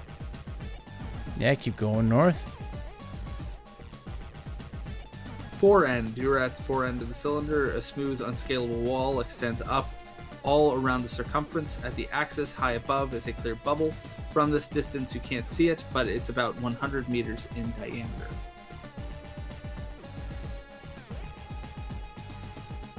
Cool. Can you go north? 1 second.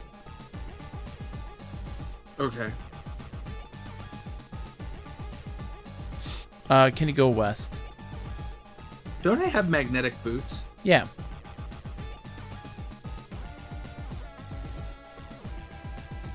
Yeah. You're at the forward end of the interior.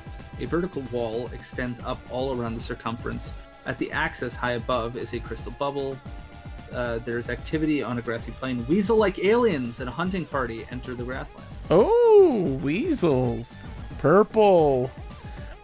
Go south so that we can look into this thing. The metal floor continues all the way around. Up and aft, the grassland begins, and forward, the cylinder ends in a smooth vertical wall. So go west. I keep going around. We're going around this thing right now. So, the floor of the cylinder is bare metal here, merging into grassland aft, and eventually running into a sheer wall. Weasels are stalking the unicorn herd. West again? Go north. The fore end, you were at the fore end of the cylinder. Yeah, I can't see it. We've been here before. Yeah, keep going. We haven't necessarily been here before, but keep going west. You were at the forward end of the interior. A vertical wall extends up all around the circumference. At the axis high above, Yeah, same thing. is a Nothing has crystal changed. bubble. Yeah. Go south then. Oh, there's a dead unicorn. Yeah, that's on the plane though. So go south. We'll go to the plane. It's that we're seeing that in the distance. Why? There we go. And then south again.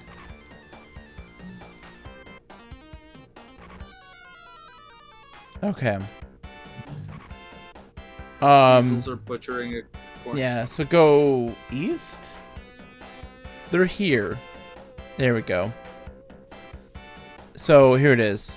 An exit leads down to the outer deck. That's where we were before. Looking forward to middle floor. Okay, keep going east. Sakura, how's it going? Greetings, programs. Hello, Sakura. A grassy plain circles. Yep, they're having a departing after unicorn hunt. Go south more. This is an area of small trees and shrubs blending into more imposing forest. Okay. Base of tree. You are in a primeval forest near the base of a giant tree. The trunk is thick, perhaps 40 meters in diameter, and the height is incredible. The forest is dense. You can't see exactly how tall it is, but extending all the way to the axis isn't out of the question. The bark is so rough that climbing would be no problem. Then go up.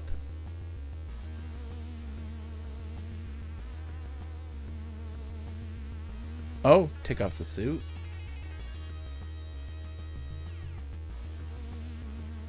Drop suit. We are climbing a gigantic tree, one that would make the largest sequoia blush with envy. Fortunately, the bark is rough and climbing is easy. The gravity lessens as you near the axis of rotation, which also helps. Yep.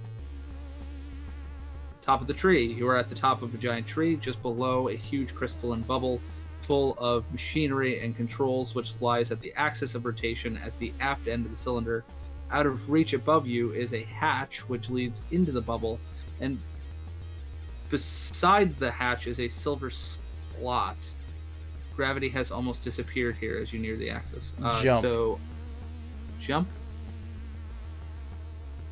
You are floating, clinging outside the dry bubble. A crystalline half sphere covering the aft end of the artifact's axis of rotation. Small knobs, like handholds, lead up to the surface of the bubble, away from the end of the cylinder. The dry bubble is transparent, and though if you can see the controls for the main engines of the artifact, which must be aft of here.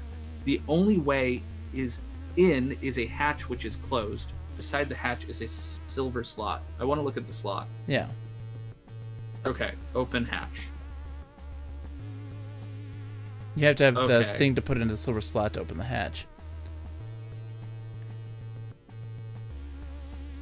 Let's see. Hold on. Small knobs like handholds lead up the surface of the bubble. So go up.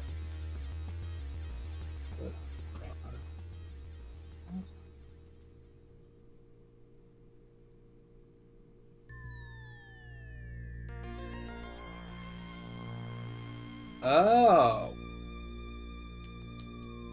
That's the end John. game. This is the end game. Can you go up though? Go up real quick. I'm doing great, Sakura. Sorry, our brain is 100 bubble. Okay. Small knobs resembling handles cover the bubble. You can use them to climb back down. Next, you can see another bubble very similar to this one. This would be jump again? Jump again for me.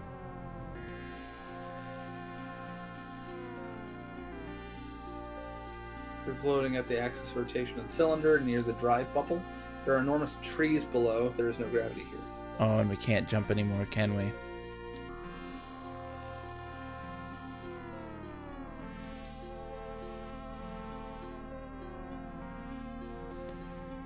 So that's the thing we got to put all the rods into.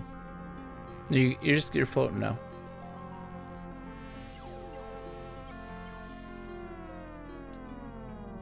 We're stuck. You have to throw something.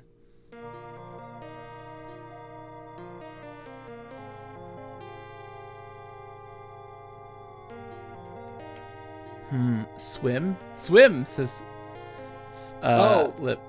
Put on space. No, we dropped it. Right.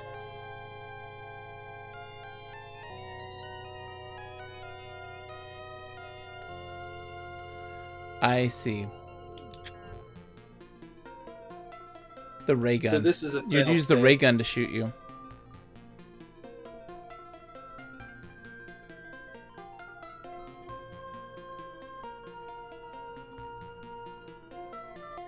There's almost no recoil, that's why. Okay. That's also telling you that it can't be used in that way because there's no recoil.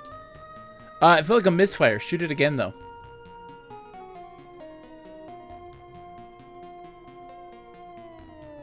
Ooh, what happened? A blast of orange flame issues from the gun, and the recoil propels you at an impressive speed through the air.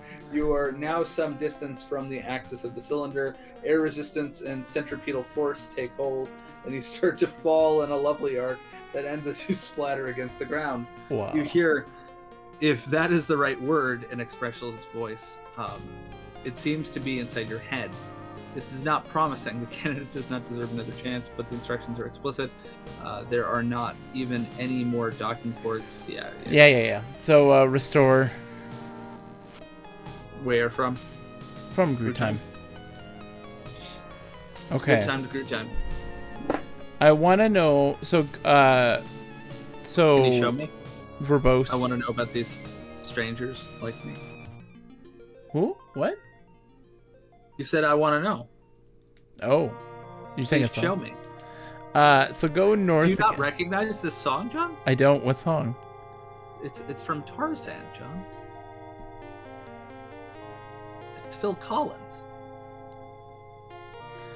I'm more like, I want to know what you're thinking. There are some things you can't hide. No. I want to know what you're feeling. Tell me what's on your mind. You know, sometimes, Boom, John, I don't boom, feel the decade boom, between us. Boom, boom, pure energy. And then boom, other boom, other boom. moments I do. Pure And this energy. is one of Bow, those. chicka, bow, chicka, chicka, bow, bow. No, you don't know that one? Information Society. It's good times. Mhm. Sure. So go north. North, fine. So go west. West. That's the observatory. Okay, so go east. Wait, 1 second. There's like just zero interactables in this room. No, Right. there Touch is. Jupiter. Yeah, We just don't have the means to. interact with it yet.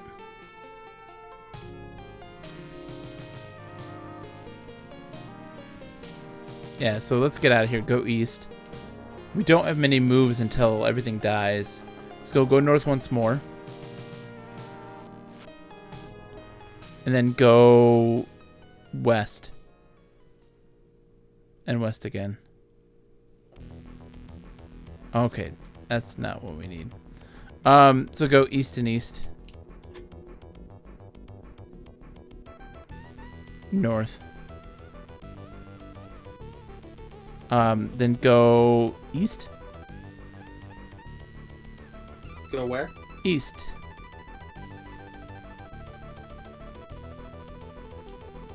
East again. Where is this? Hold on. I gotta look at this. Red Hall. Green. There's a dead end. At some point. Where's... Okay, so... Ring... I thought there was. Are we looking for where the crew cages are? And Yeah. the camp? Yeah. I So... remember there being some relationship between those and the village. I can't recall if it's just that we very, in quick succession, found those two things. Go west once more, then go south once, and then go west. So west, West, south, west. There it is. So you go north. north. That's the zoo. Yeah. We take carcasses. No. So check only about the slate timber they produce in the air. Now I'm working on most of the cages. So go north. It's a port to starboard, or sorry, not port to starboard. Go east. It's a corridor. nesting cage. The force projectors here aren't working. So we see things that resemble a cross between a rat and an ant. They are multi-legged with chitinous shells and pincers around their mouths, but they have long rat-like tails and sparse tufts of hair. Some of them are armed with tiny spears and walk precariously on their hind legs. In one corner is a very large mud and stick nest. The nest is constructed of all sorts of odds and ends, including a red rod. The rod is embedded in the mud near one of the entrances. Yeah.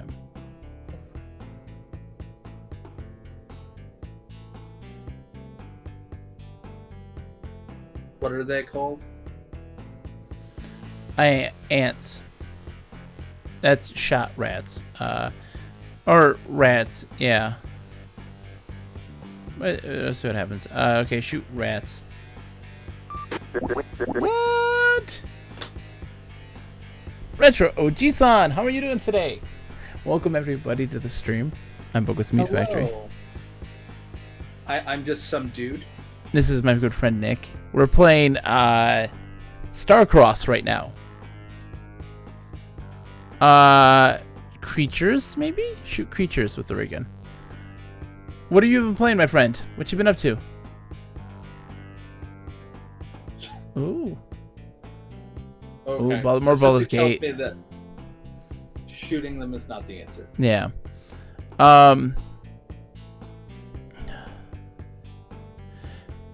So, try to get the rod again, see what happens. More Baldur's Gate tonight. Nearly to the city. Hey, congratulations. That's quite an accomplishment. What do you have in our inventory right now, Nick? I just want to throw yellow rod at nest. Just want to see what happens.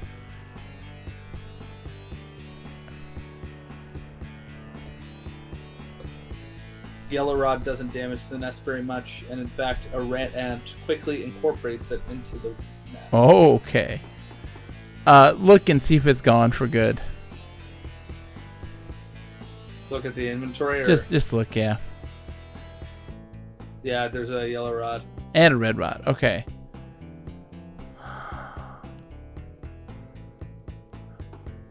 All sorts of odds and ends, including a yellow rod and a red rod.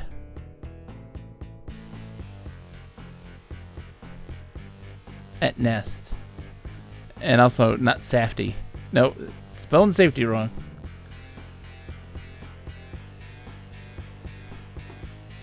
The safety line doesn't damage the nest. Okay.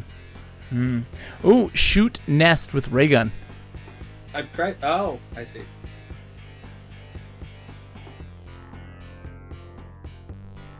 We don't have the ray gun yet. We didn't pick it up. That's why. Restore the grew time. That's very nice, Retro OG-san. I'm playing the enhanced edition. Ooh, never played it at all before a few weeks ago. Very nice. Yep. Okay. And so there we have to go south, Nick. We go south to get the gun. Oh, one more time. To the melted spot. Yep. And then west. There we go. Maybe tie the line to the rod. Oh, try to hook it. I said let's blast it. Then we go north, all the way north. And then east. Oh. That's fine. You're fine. That's fine. East. Oh. Now, okay, so we'll go south. And then west. There you go. And then we go north. Not north. Yeah, north and then east. There we go. Now we're back there. The EE is pretty minor. The special edition, right? Mostly makes it work on modern systems easier. Some new content of arguable quality. Did it? The original version have a story mode where you couldn't get killed? Because I know that the version that I have has that.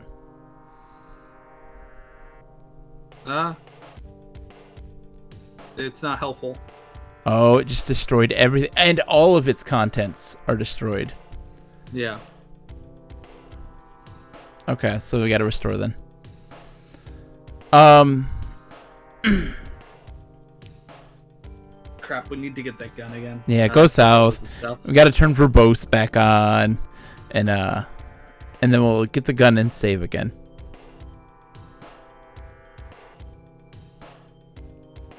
Yeah, Richard Oji-san, I don't blame you one bit. That's one of my major problem with the Baldur's Gate game is that combat is so random. It's very difficult. You just save scum constantly. Nope. South. Oh, did you get it? Oh, never mind. Sorry. I thought you didn't get it yet. I came into the middle of that conversation. Yep, no, I got it. And then just go east. And then, let's see, north once more. And, ends here. Sorry. So go south and then west.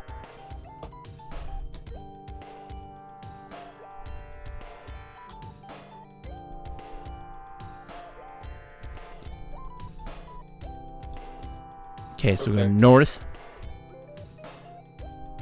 And then go west.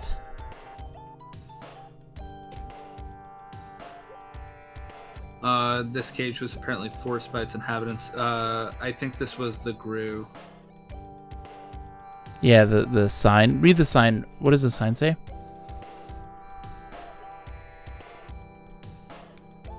The common Gru, an inhabitant of the dark underground passages of a forgotten planet, is here exhibited for your pleasure. Typical family group. Note particularly the slavering fangs, which reach such impressive size in the adults. But feeding the Grus is not recommended. I am struggling with this. I'm stumped. I am stumped as well. So the puzzles we've encountered so far that we know are puzzles. We have the door we can't open. Yeah. Unless the ray gun is charged properly. We have the hologram that we're pretty sure we need to put the visor in front of, but we can't do that until we've gotten into that room. Yeah. Because we need the chief to lead us back. But then there's also that purple rod problem as well. Yeah. But I think if we get past that door, that's many birds with one charged ray gun. Yeah. So we have that problem that we need to solve. Then we have the ants that we haven't been able to get. Has there been a hook or anything hook-like? No. I mean, there have been hooks outside, but I don't think we can remove them. Yeah. I don't know about that one. So there's that guy that we need to get. We need to get a floppy disk for the computer so that it can not kill us. Yeah. We have to get... Like, there's just a lot of... I see a lot of locks. I have yet to encounter many keys. Yeah, that's the problem. And I'm wondering if we're missing a room or something. Yeah, lots of locks, not many keys. I don't know. Has anyone played this before? That's a great Is there question. something that we're doing that's very stupid? I can pull up Invisiclues if you want. I don't want to do it. I'm too proud. Yeah, this is true. Starcross, Invisiclues. Oh, but John's not too proud. I'm not proud. Just don't tell me, John. Don't let me know that your moment of insight isn't physically inspired. I'm just also going to do a quick check here to see if there is anything that we are missing in this rooms. Like if we're missing a room or something, right? Yeah. Yeah, I will say that the rooms seem very sparse. Yeah. Like, there just seems to not be a lot to interact with. And, like, often the rooms will have, like, one or two things. I guess that's not necessarily inconsistent with Zora. Yeah. I don't remember having that impression. Yeah. The spot. Weapon stack, blue hall. 4, yeah.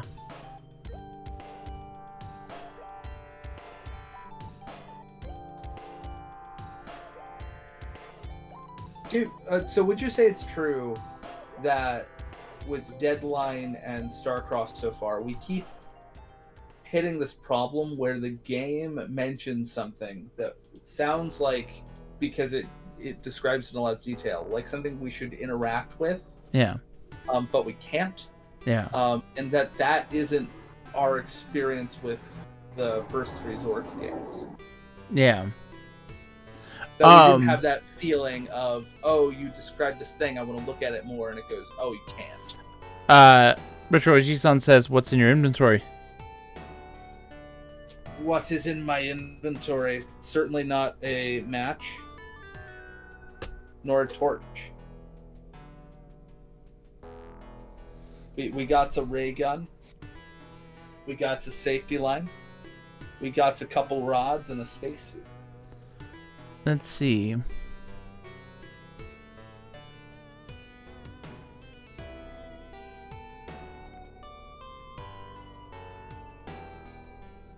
Yeah, all that stuff we know. We got all that.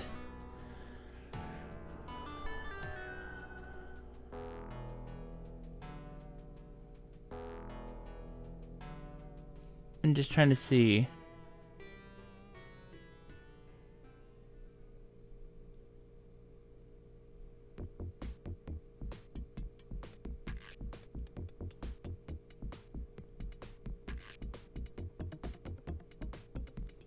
I'm looking at these. I'm trying to see if, like, you know, the sculpture puzzle, which we did in the very beginning, we solved that. What was the sculpture puzzle? I don't remember.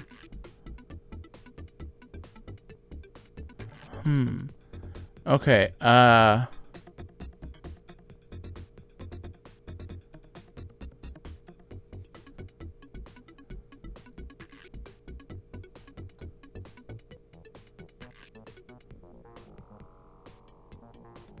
That's not. Okay.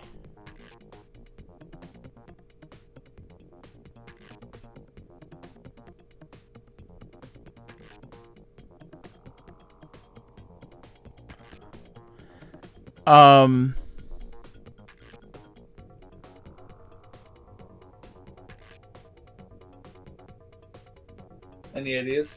I'm so lost. We know what the rods are for. So the rods are used to be put into this slot that it'll give us access to the controls, the bridge of this this ship. We haven't. So I'm pretty sure every rod corresponds to a segment of the ship. Yeah. Right. So there we have a black rod. I don't think we found a black corridor. Yeah, I'm trying to find. So it's like, hey, there's a repair room, and I'm like, where is that?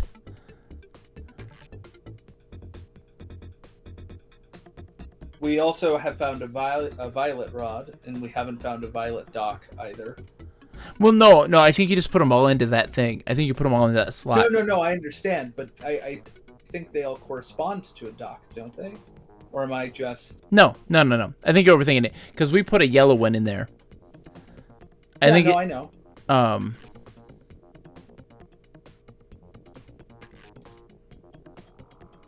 just trying to see where this... Say there's a repair room. And I haven't come across a repair room at any point, which is where I'm confused. I don't recall anything being called a repair room. Yeah.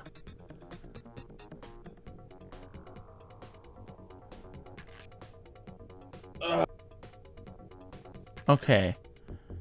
How do I... They're talking about the weasels. Not needed. I think the weasels are an important puzzle, John. I'm not looking at that yet. That's not one that we need to deal with right now. Maybe we need to give him a weasel.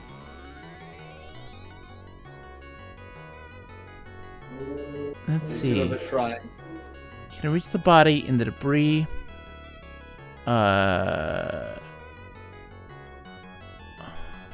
What debris? Oh, we can't do that one yet. We're not there yet. Spider. Yep.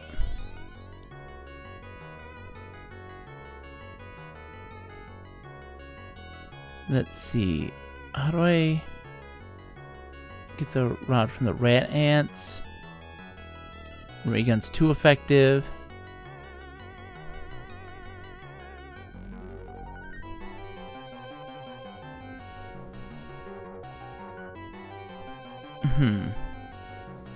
Okay.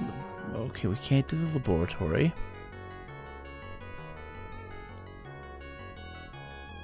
Bubbles. Okay, the dry bubble. That's the end. That's the end of the game.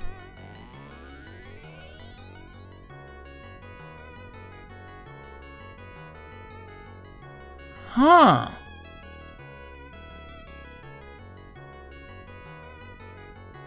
Is it weasel time? I get excited every time I see Muse. Oh my gosh. Every time I see a Mustilet, I just get all happy in my Ghiblies. This is okay. Rain from the University of Michigan. Our mascot is a Wolverine. He's a big old weasel. I'm gonna have to look at a guide because the Invisiclues are so... I don't understand at all what it's trying to say. I'm just going to literally look for the disc thing. I feel like my love of Mustilet is being ignored, and I'm hurt. I'm sorry, Nick. I'm sorry. 1 second.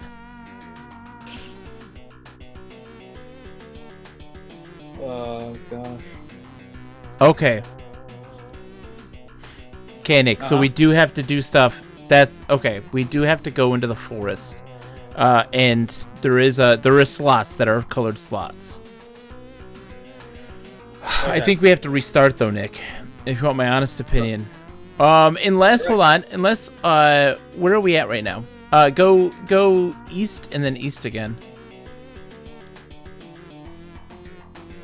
Throw the ray gun at the nest.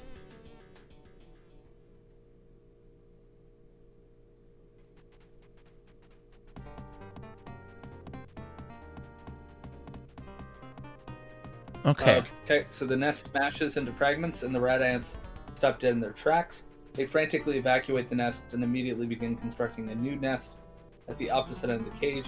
Rat ant babies are being carried across the cage and warriors watch you suspiciously. Can you pick up the ray gun? Get ray gun and rod. Do it both at the same time. Okay. Hey! So... there is something in... So if we go west and then south... and then we go west again. Now we go south. And up. Thank you! $5. Liebling is the guy who came up with the tank puzzle in Zork 3. The tank puzzle? Yeah, the aquarium. Oh, that's Zork 2. Where yeah, that was Zork 2. Yes, it was. Where you throw an object at it to break it. Yeah, I bet you. That's the throw things. So we gotta go south. Gonna have to step out to get dinner to go. No worries, Retro G-san. Thank you so much for the raid, dude. Thank you for the lurk too. I really appreciate it so much. Folks, you need to follow him. Loves computer, old PC games and stuff like this. Great guy. Super nice. Thank you. I appreciate it. I love it too. I'm having a blast. Even though this one's frustrating me. So we got to go south.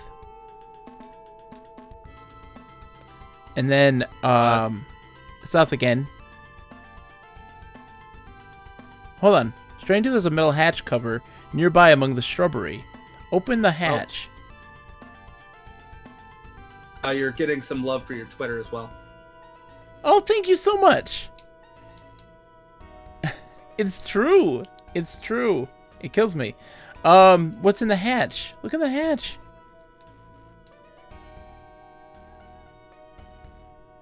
So the metal hatch is open. So go down then. Go down into it. Repair room. There it is. Yes. I did not know this, by the way. I just knew we had to go to a repair room.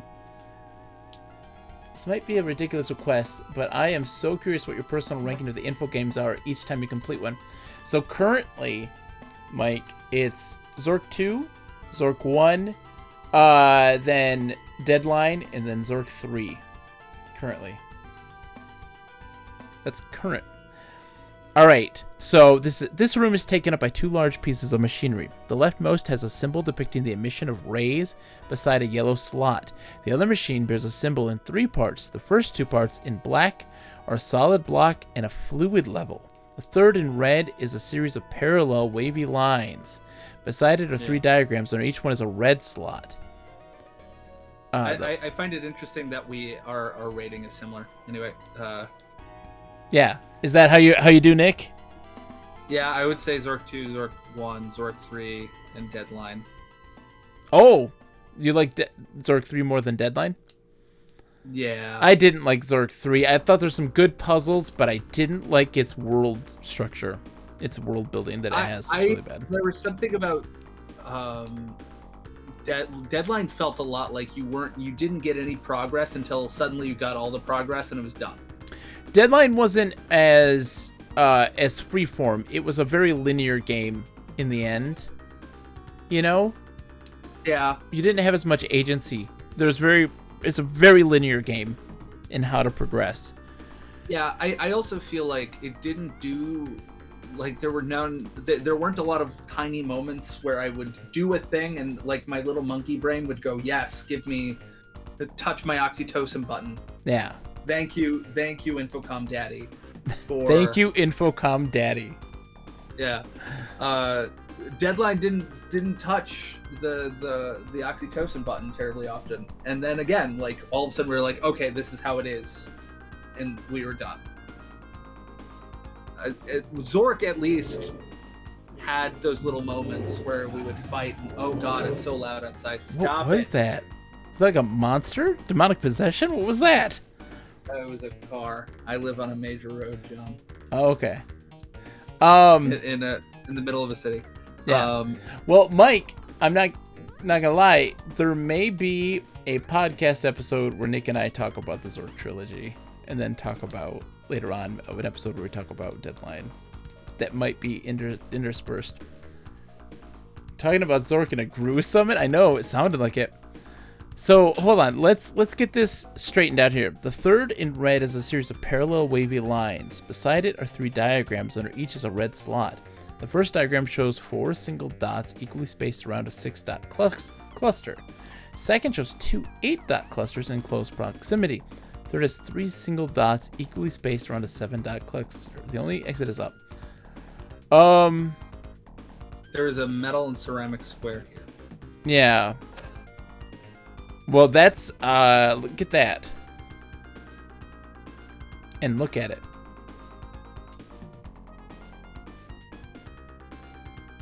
Look at the square. I see nothing special about the metal and ceramic square. You notice that the air has become quite hard to breathe. Leftmost has a symbol depicting the emissions of rays. So put the yellow rod in yellow slot.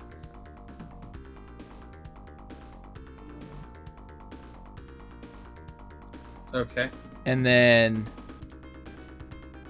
red in... We don't. Oh, we do have the red. We do have the red.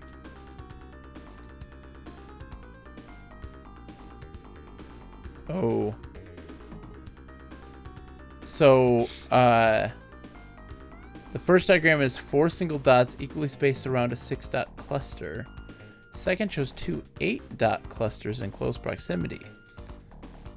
I don't know. So the room is taken up by a large piece of machinery. The leftmost has a symbol depicting the emission of rays beside a yellow slot. The other machine bears a symbol in 3 parts. The first 2 parts in black are a solid block and a fluid level. So I think that yellow one, the yellow slot, is the lights. Yeah. It's fixing the lights. So I bet you the dark room is now illuminated because of it. We hope so. Now, the red is air. Yeah. It's wavy lines, right? I think that's an airflow. Yeah. So in black are a solid block and a fluid level. Where do we have fluid? Hold on. The other machine bears a symbol in 3 parts. The first 2 parts in black are a solid block and a fluid level. 3 diagrams under each. Each one is a red lot. The first diagram shows 4 single dots equally spaced around a 6. Look at the block.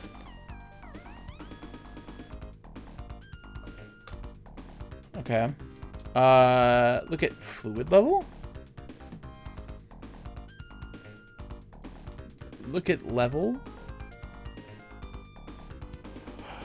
Other machine bears a symbol in 3 parts. The first 2 parts in black are solid. The third in red is a series of parallel wavy lines. So what you need to do, maybe that's not, maybe then that's a water level. So let's save this real quick as red rod. Have you keeping the maps you're making while playing through these? Of course I have, Mike. Of course I have. I have made a lot of Starcross maps because this one is complicated. So put the I have literally no sense of where anything is spatially. So you put are the guiding me, sir. Yeah, sorry. Put the red rod in the first red slot.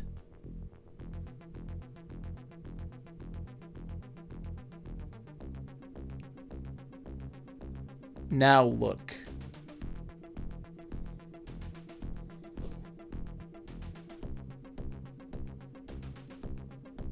Okay. So the first one is 4 single dots equally spaced around a 6-dot cluster.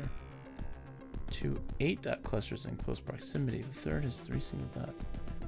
7-dot clusters. I'm curious to know what that does. I bet you that's air, and it's an increase in time. I'm guessing, but I don't know. So go up now. And then go north. Then down. Okay, go west. I want to see if we can see now. We can. Yeah. Hold on. Okay, go north. The junction between the yellow hall and brightly lit ring corridor, the planters have been removed. The room is lit by an emergency lighting system. So go west. Okay, go east again, sorry. Then go north.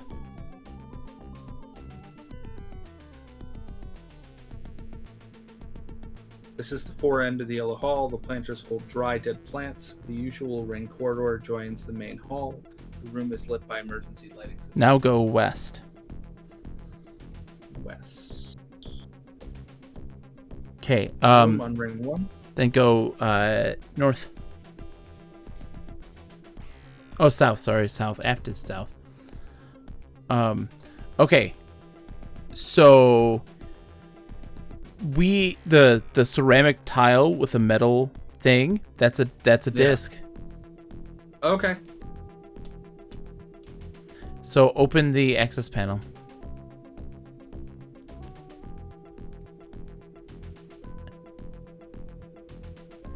What was it called?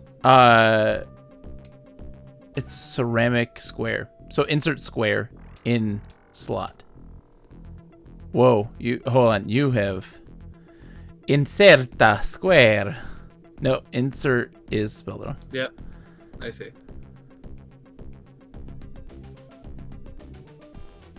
Okay. Okay, so close the access panel. Jesus. You're right, Nick. You're having an off day today. I have an off day every day. Turn power on. So the lights in the room come on, and there's a deafening boom and noise as the computer starts up. The main display blinks twice, a bell rings, and a cold rod falls from the output hopper onto the floor. A moment later, a previously unseen annunciator panel comes on. The panel has 3 banks of 4 colored lights: red, yellow, green, and blue.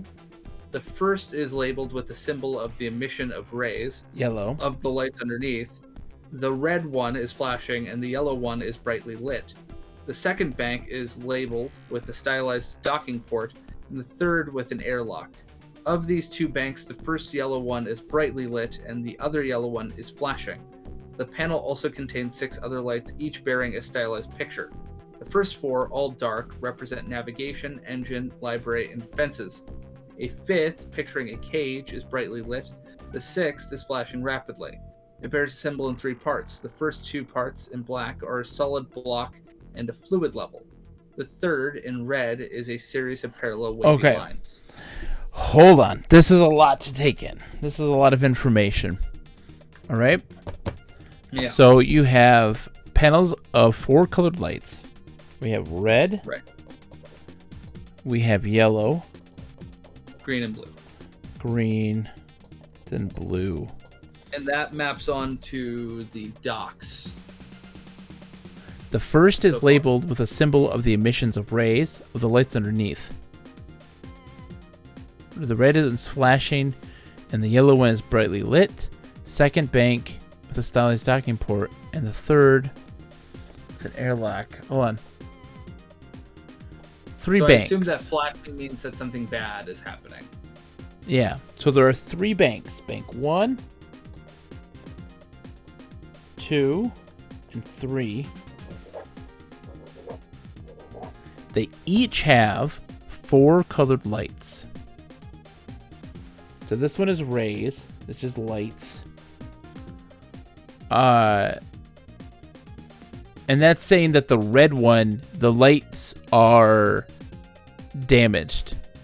It's flashing, but it's not gone. The yellow one is brightly lit, which means that we've brought light back to the yellow one. I bet you it would be out before we had done this. Yeah. And okay, so the second bank is labeled with a stylized docking port. And the third with an airlock. So the third is air. Or,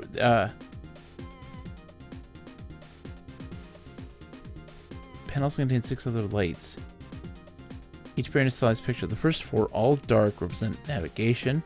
Okay, so navigation's gone. Engine, library, and defenses. Library and defenses are all gone. Yeah. The zoo is operational. Yeah. And then a 6th one is flashing rapidly.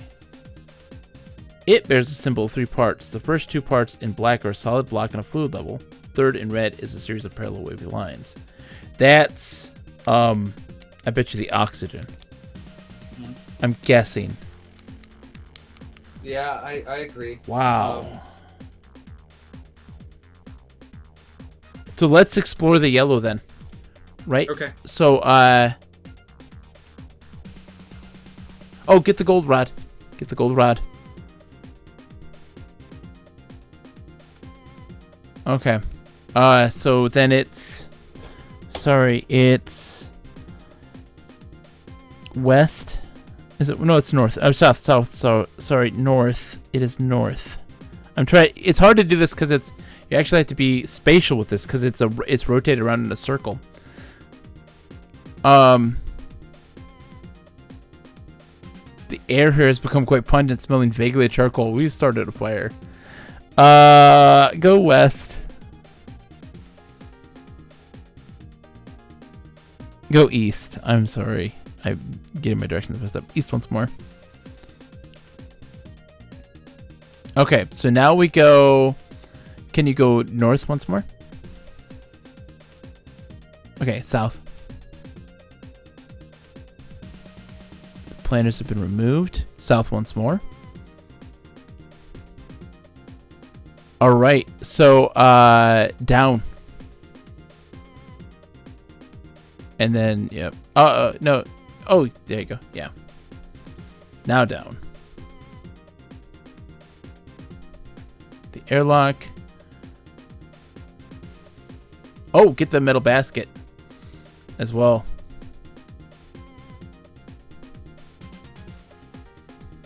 Okay. So this is the main airlock of the yellow docking port. The inner door leading up to the interior is open, and the outer door leading down is closed. The room is lit by emergency lighting. Yep. So open outer door.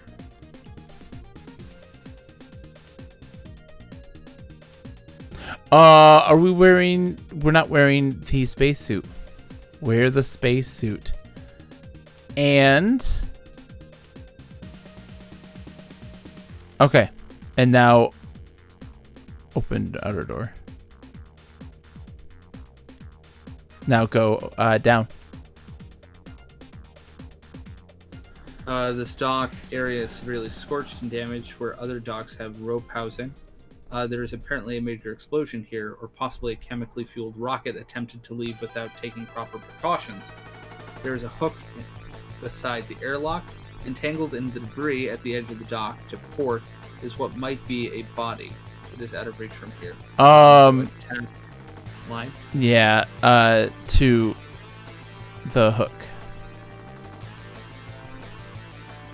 Attach line to spacesuit now.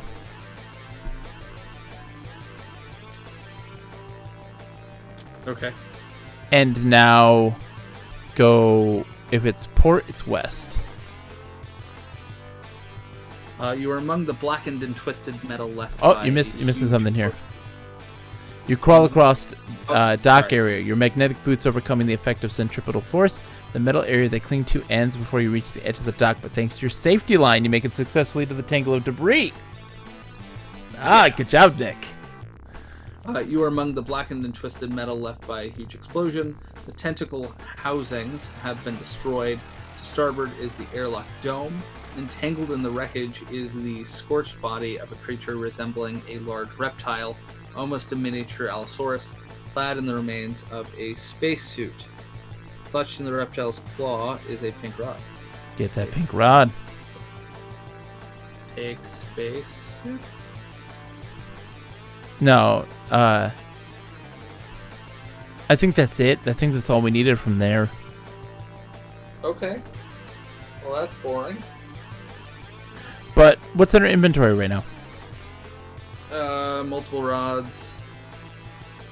You got a pink rod, a gold rod, a metal basket, a ray gun, safety line, and a black rod. A metal basket, and it said it had a pocket in it too. At the metal basket? Yeah. Metal basket. We can put something in it. I think we can put the purple rod in it, and he won't know.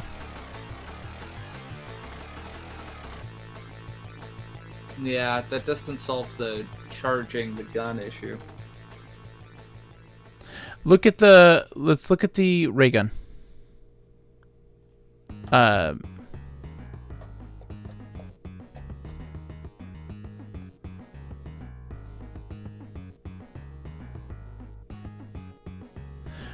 Look at the barrel.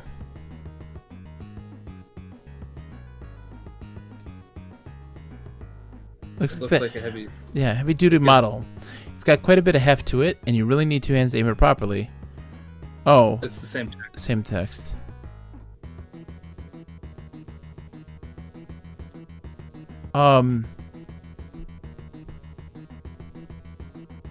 Because it misfires every time. Yeah, it misfires once, then it properly shoots, and then it is out.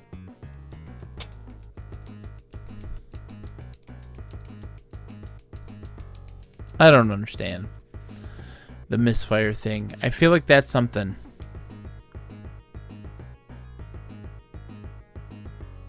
I mean, I wonder if... I mean, why is that room called the repair room? That's because it's repairing the ship? Yeah, so it repaired the lights. You put the Right. rod in there. It's like an energy source, right? And then the other one is the air. Because guess what? We're about to die in 30 turns. No, it ends at 225, I thought. It was 275. Are you sure? That's what I recall. Maybe I'm wrong. Oh. Well, if it was 225, we should be dead already. I know. Well, we have the suit on right now. I think we put the red rod in the wrong slot, but we're learning things right now, Nick. The dots are meant to indicate what the right slot is, but the dots are pretty inscrutable, at least to me. Yeah. A similar puzzle outside of this place, wasn't there, to get in, to open the hatch? Yeah. So when I looked at the Invisiclues, it kind of explains it. We're picking the planet that we are in, which is Earth. Well, so like the fourth planet from the sun? Yeah. Well, no, the fourth stellar body. They have the sun, Mercury, Yeah. Venus, and Earth. Yeah. Where does our moon count in that? That doesn't count in The that. fourth would be Mars. No. You have the sun. I'm not including the sun. Yeah. But in this case, it is. Because it talks about a Oh. really big one being the first thing, the pillar. The first pillar is huge. And then there are little smaller ones. Remember how it said, like, the first three are small, and then, or the first one's giant, then the next three are small, then the next two are big, and then the next two are medium, and then the last one is small. That would be Pluto. Huh. And it's wanting to wonder- say, like, what planet are you from in this solar system? Yeah. It's interesting. Do you think that the same puzzle applies to those dots in the repair room? No, I think that's talking about some kind of power system. It's like a distribution of power. I bet you that the third one is the right one because it talks about the dots being evenly distributed. Yeah. And I bet you if you put it in the second one, it was 8 dots closely clustered next to 8 dots. I bet you that causes an implosion. It'd be fun. Yeah.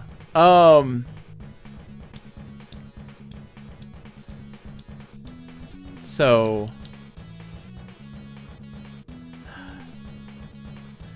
I want to know why it misfires in the beginning. Why does it always misfire? Let's save this real quick. Just save it. I want to fire this thing. Don't save over red rod. We need red rod. That's when we were about to put it in. Yeah, gun. Fire ray gun. Just fire ray gun.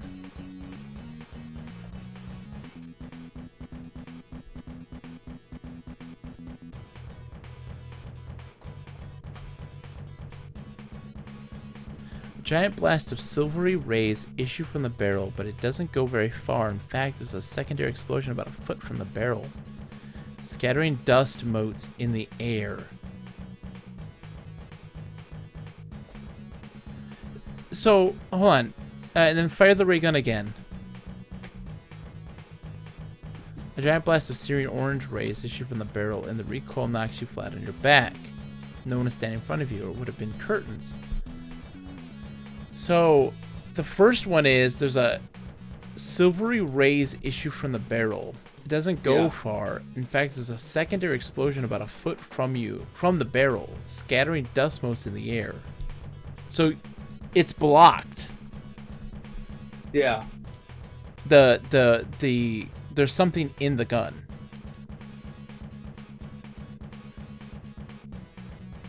Which is dumb. So restore gun.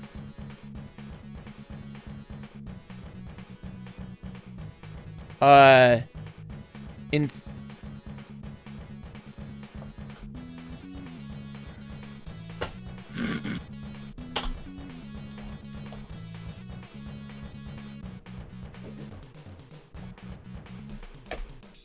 That's dumb.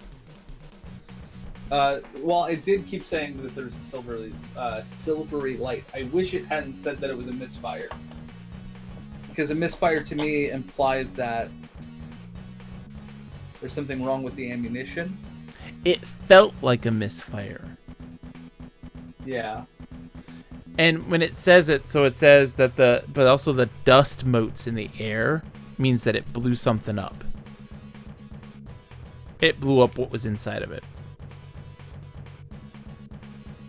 And there's almost no recoil. Alright, so do we want to go try to blow up the door? Do we think it'll work now? Or do you we think have that more it's rods, though. hard? That's going to give us access to some new stuff. Got those sweet, sweet rods. Yeah, we got those sweet, sweet rods. Where are we again?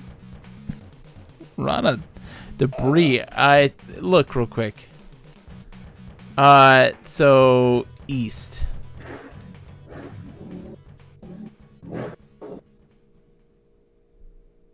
East will get us back.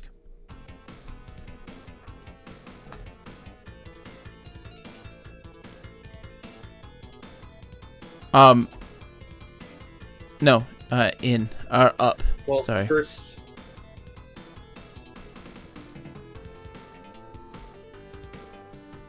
Dang it.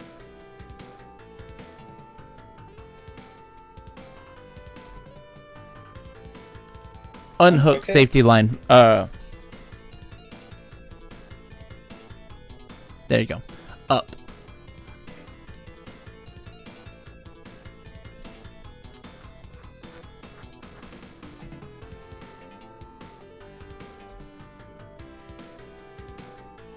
And then up. Okay, so go south. We haven't gone south more. Plans a ring quarter. Okay, south more. Then so hold on. Whoa. Well-lit passage leads starboard, east. Laboratory. So this is a glaringly lit room filled with strange devices, most completely incomprehensible. Like this For game. example, a huge projector of some sort points menacingly at a silvery globe floating in mid-air in the center of the room. The silvery globe is the size of a basketball. Beneath the projector is a dial with 4 positions. A thin red disc the size of a manhole cover hangs on the wall. A thin blue disc the size of a manhole cover hangs on the wall. Save Okay. this as lab. Turn on projector.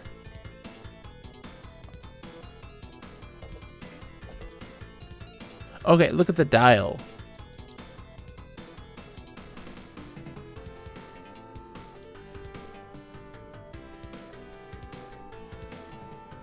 The globe flickers out for an instant, then reappears shrunken. The silvery globe is the size of an orange. Embedded in the silver globe is a blue crystal rod. Get the blue rod. Blue rod. Okay, it's still solidly held.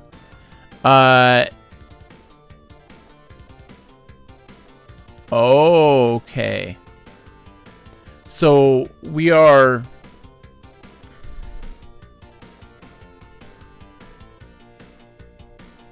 It seems embedded in the floor.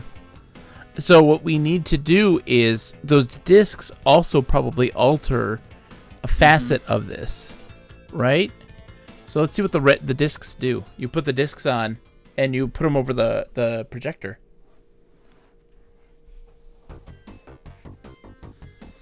No, you got to get the disc first.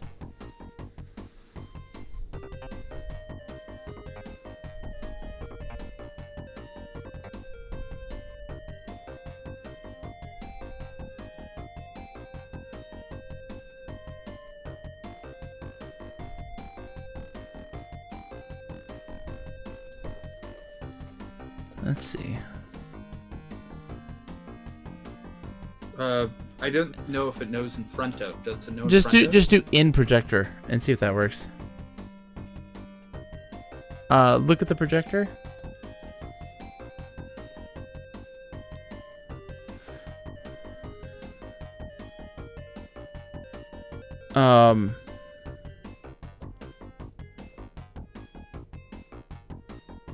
Put blue disc and beam.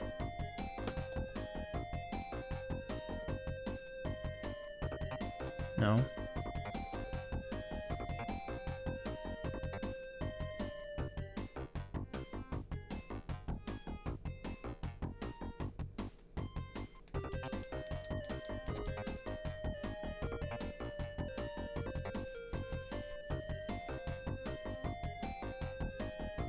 No. Okay. Well, that doesn't work.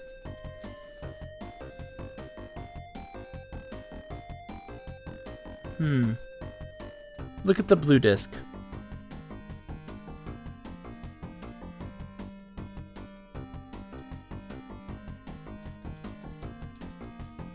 What about the red disc?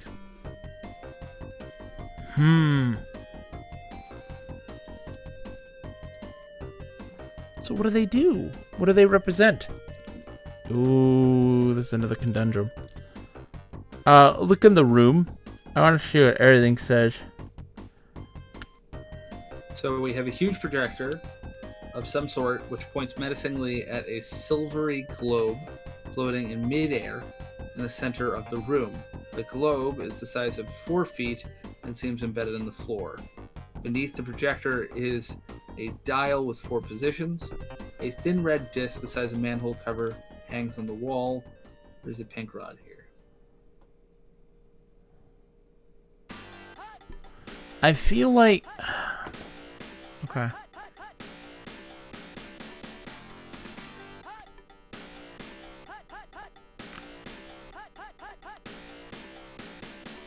Can you point projector at red disc?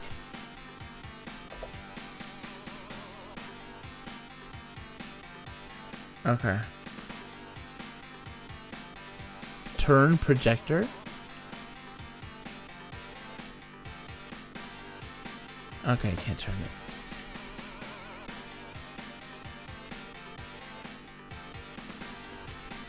Huh, if you look at the globe.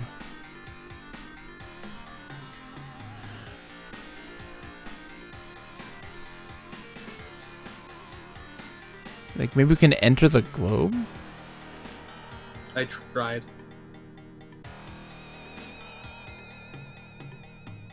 Dang it. It's okay, Nick. No. Try to get the rod now. Oh. Climbing it gives you a strange feeling, so you get back down. It's a blue rod, right? Get the blue rod. Which rod did it take? It took the pink one. Oh, yeah, pink rod, yeah. You can't see it until it's one.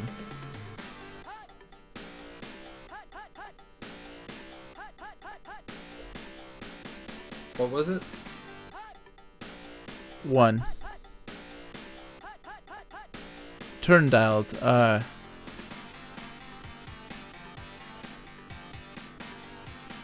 Set dial to 1.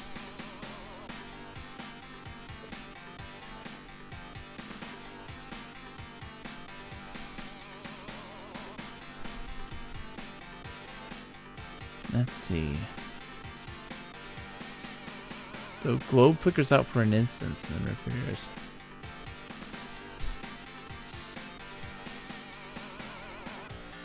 Huh. Look at let's see. Look at light. The beam of light or something, maybe?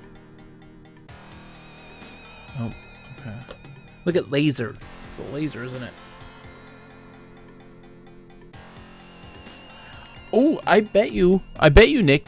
Listen, another projector here.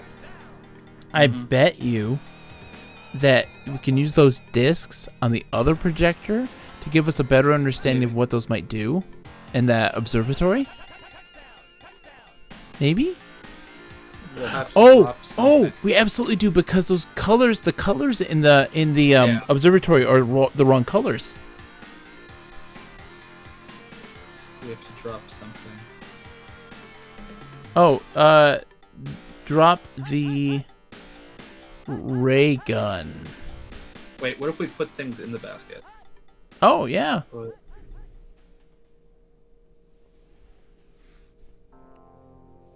Put the rods in basket. Just say which one.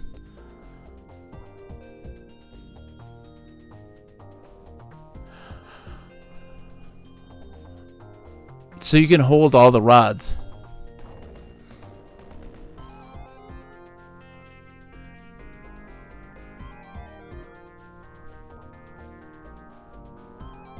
Interesting. Well, Lebling commented on, so apparently one of the things we didn't realize we could do with the boat is we could have left inventory in the boat, deflated it, and then carried. Yeah, in Zerk 1. Yeah. Yeah, and it would have become a bag of holding. I never thought of this. An infinite amount of stuff. Yeah. I don't think that was intended, though. And it can't be sharp things, too. It couldn't be sharp things. It's not everything. Yeah, I mean, he talked about it like it was on purpose. Yeah. I don't know. This is, though, for sure. So now pick up the red disc.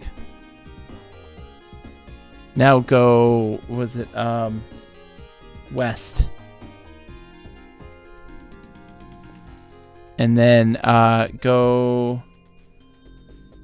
hold on, east.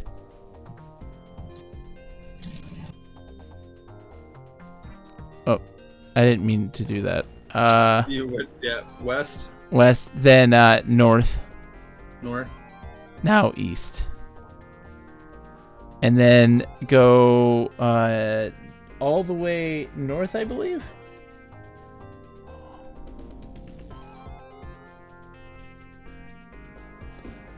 Hold on. So go south once, and then go west.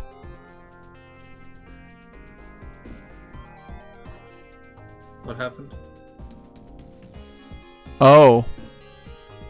Suddenly, everything begins going dark, as though the artifact was shutting down. A thrumming vibration stops, one you didn't even notice until it ceased. So, it ran out of power. Had 308 moves this time. Yep. So we gotta plan our movement here a little better. I mean, yes. However, we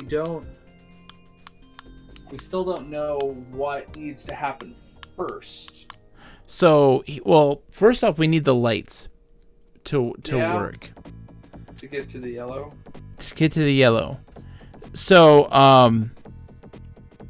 and I think we need to, I bet you, oh, Nick, you know what could have happened? What? I think that that smell that we were smelling was a short. Yeah. It was like a fuse blowing. And it was, we caused the whole thing to shut down by putting the red rod in the wrong place. Okay.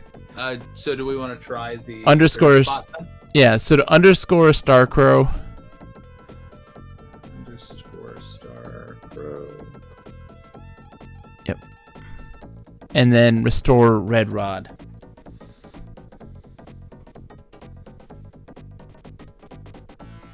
Okay. So we gotta look.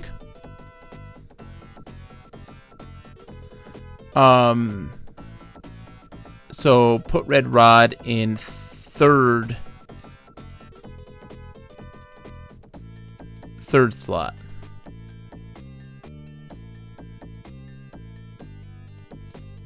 A subdued hum of machinery coming to life. Because it says something different before. Yeah. Like restore, and I want to put it in the second one, and I want to see what it sounds like.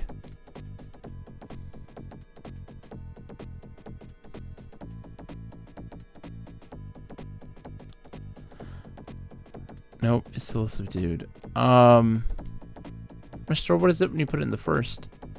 Maybe it is also subdued.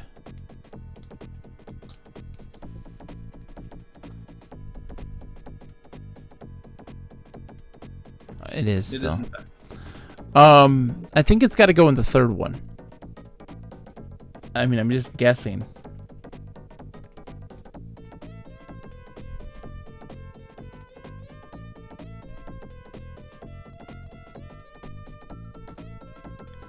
Okay, so we can go up and then north, down, then west. That's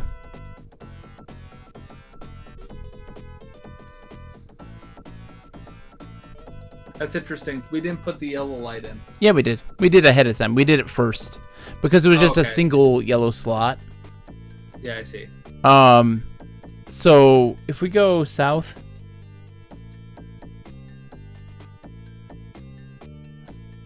and south, and south again.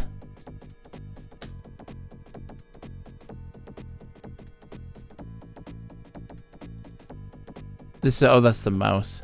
Yeah. Hold on. And the quarter curves away. Okay, so go north one more time. Sorry, north. So go east. Get the discs. Do we have the basket yet? Yeah. No, we don't have the basket yet. We didn't pick it up, I don't think. That's out. That's in the dock. I just want to. Yeah. So then we go west, and then north, and then east. I want to look at this and just see if this is what. Then go all the way north.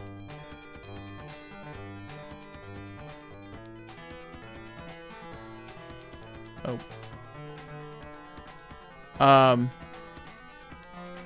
The air has become quite pungent, smelling vaguely of glass cleaner. I do not remember that. That was, we had burning stuff before. Yeah. So now we have glass cleaner. It's a air purification system.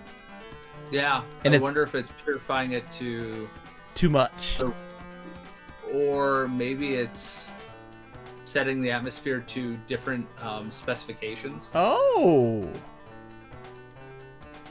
you might be right. Or different organisms. Oh, Nick. Yes. Those are the molecules. Those are molecules. So we're just looking for an oxygen? O2. I mean, yeah, it's 2 oxygens. Wait, so is it... oh crap, where is oxygen on the... I think it has 6. I don't... It's not a molecule, it's just the atom. Oh, the oxygen atom. Okay, here we go, Nick. We're absolutely right that it is 2, 4, 6, 8. It's 8 around 2, 4, 6. Okay, it's absolutely. So it's the 8 one. So which one did we put in? It is 4. Oh, we didn't. So we put it in the 3rd one. So what was that? That was, hold on. So restore. We figured this out. Nick, you're so brilliant. I mean, you said that it was a molecule. Yeah, but I just said that we changed the composition of the air. The composition of the air, and I immediately was like, it's a molecule. We're talking about what is actually going on. The glass cleaner, that was bleach. Or not bleach. Yeah, it would be not bleach. What is what's in pools? Chlorine. Yeah. Chlorine atom. I want to see what that's comprised of. Okay, so we did the 3rd one, right? 3rd has 3 single dots equally spaced around a 7-dot cluster. hold on. Let's see. Was it 3? So let's see. This how many? Wait, how many was the outer one? Sorry, how many dot clusters was that third one? It's 3. Yeah. And what's So the third has 3 single dot dots, Mhm. equally spaced, Mhm. around a 7 dot cluster. 7 neutrons.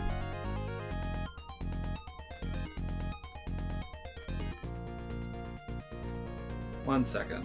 I just want to see what this would actually be. So chlorine does have, because chlorine is very close to being a noble gas, so it's highly reactive. It has I'm pretty sure it has 7 protons. I don't know what the 3 is. The 3 is weirding me out here. I mean, so I can tell you immediately what it is.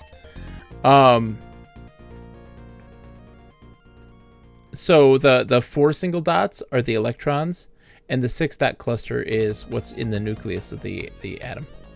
Well, so that doesn't. So the third has 3 single dots that are equally spaced around a 7 dot cluster. Oh, so sorry. 2 8 dot clusters in close proximity is O2. Okay, so it is a molecule. Yeah, it is a molecule.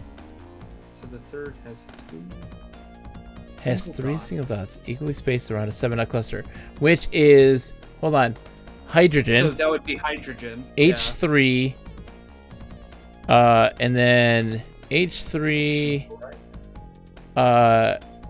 H3N. 7. What is H3N? Compound name. NH3. That is, ammonia. Okay. Yep. And then what's the first one? I just want to understand this puzzle because I like this. I like this, Nick. This is a great puzzle. And the first one shows 4 single dots equally spaced around a 6 dot cluster. H4. And what's, hold on, what's the So 6 dots. So those are the protons, right? Oh, so no, that's carbon. So that's H4C. What is that? Compound. Yeah, so the 6 dots are the number of protons. Technically also the number of electrons. That is hydrocarbonic acid. Yeah. But correct? Yeah. That's what we're saying? No, it's just talking about that. All that's telling you is what number it is on the well, yeah, but the it, periodic table, the number on the periodic table of elements is the number of protons. Yes, correct. Protons define an atom. Yes. So, okay. Yes. Cool. All right, so it's the second slot then. That's O2. O2, yeah. So put red rod in second slot. Yep. Okay. So up. I still think that power is gonna go out. At that move 250 or whatever. Yeah. Well, it was 308 last time. Oh, 308. That's what it is. So we go north. And then down. And then we have to repair the computer still. Yeah. So let's save this real quick. And we can save it as red rod. Because we've got this answered correctly now. We do have the answer. Okay. So hopefully the ticking time bomb is off. And we can just do things. So I want to understand the weasels and the unicorns, John. The weasels and the unicorns are freaking weird. So Why does that happen? I bet you when they kill the unicorn, you need to like scare them off to get the thing that they're taking from the unicorn. I bet you that the horn is a rod. Yeah. White rod. Maybe. I think we're getting close, Nick. We've gotten like all these little individual pieces, but we need to like put them all together. So we go. Where are we at? West. Okay, so we go south. And then south.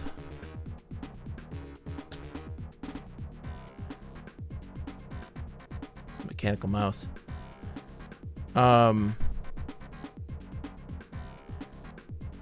Then let's see, south. Oh, sorry, no, go north again. I'm sorry, and it's east. Once you do that, east. There you go, and we can take both those.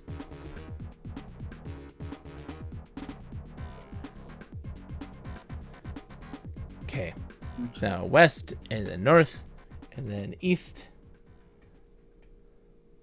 then north,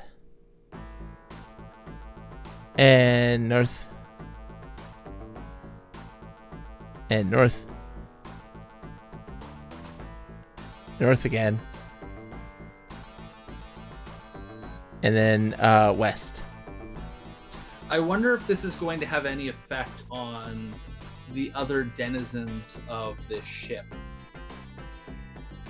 Because as you mentioned before, I think the book mentions, again, not all of us breathe the same air. Oh. So we've now changed the atmospheric composition to be more favorable for ourselves.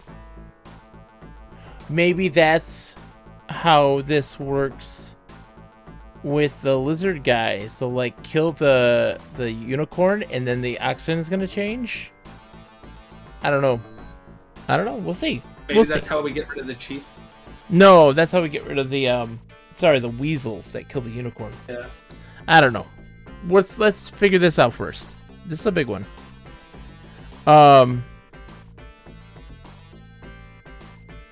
So put the red disc in the projector.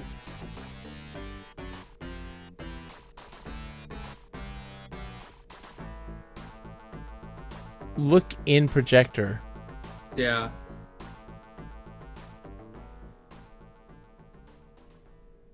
The light being emitted is so bright that you're... Oh, that's why we need the visor. That's why we need the visor. This is funny. The light being emitted is so bright that your retina is scorched and you are blinded.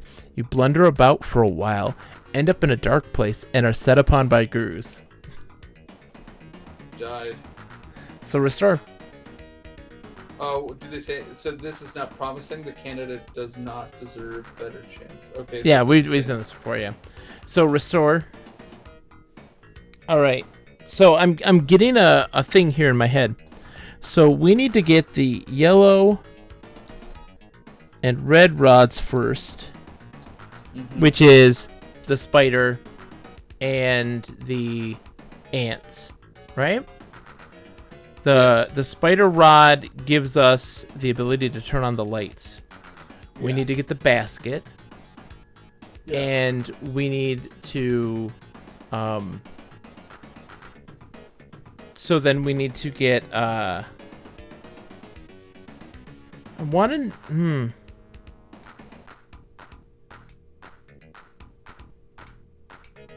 also have the answer to the engine room door. Do we though?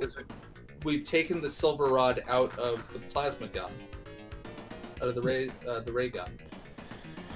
Yeah. So now theoretically the ray gun will shoot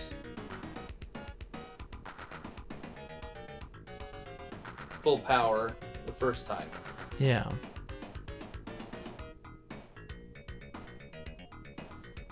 Okay.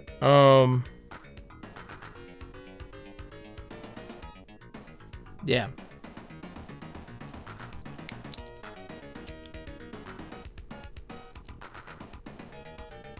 So we need to get the visor, and then we just need to know...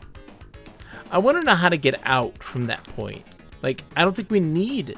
Like, once we get the visor piece, and we sneak out the purple thing... Do you think... I think there has to be something behind that door. Yeah. Especially because, like, if we get the visor piece and the violet thing, we're still stuck. Yeah.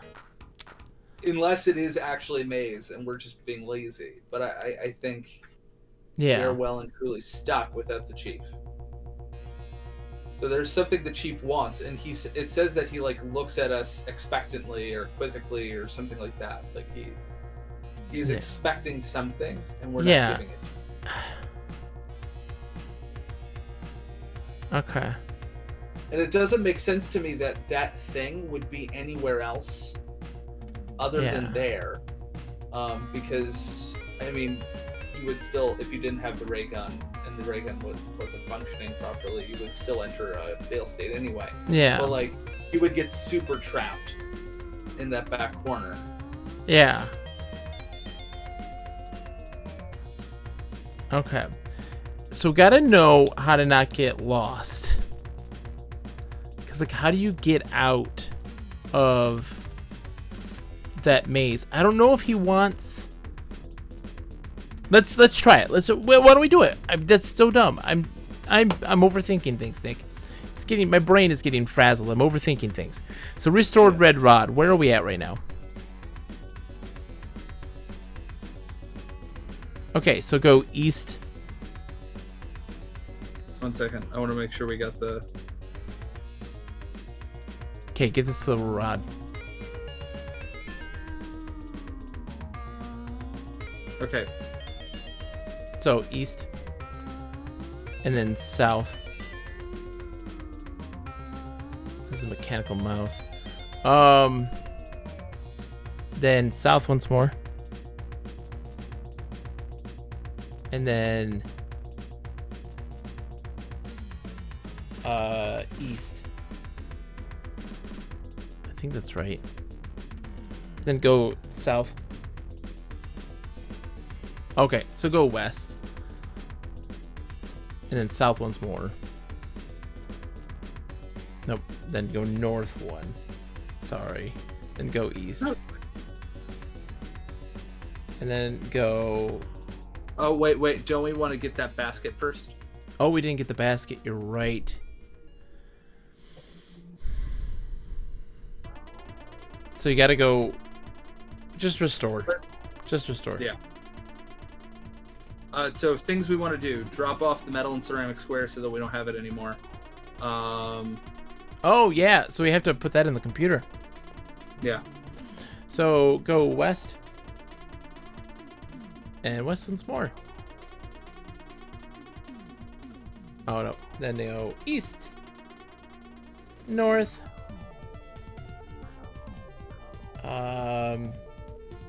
North.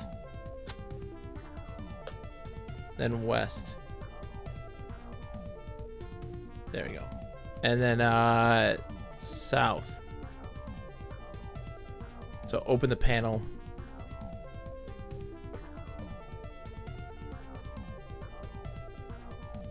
Put square in slot.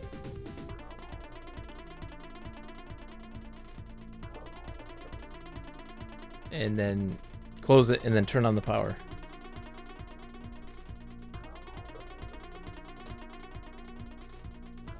So now when it says this, the red one is still flashing. The panels contain 6 other lights.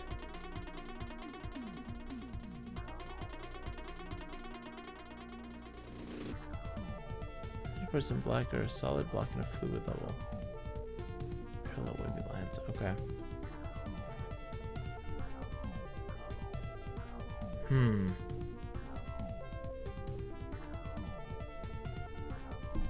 I'm curious to know what that looks like early in the game. And how it looks compared to where we are now.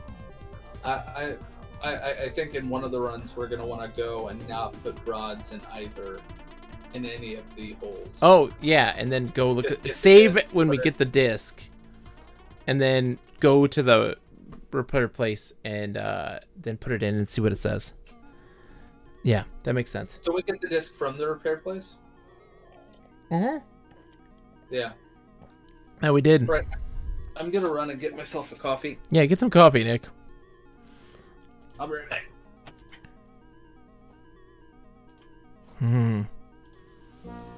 How's it going, folks? I hope you're all doing well and sticking with us. I apologize. Sometimes you get stuck in these adventure games and it gets really, really cranky, but we're gonna get through it all. Slowly but surely.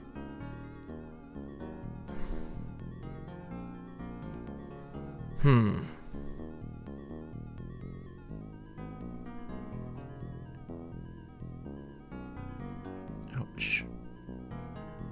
Ow.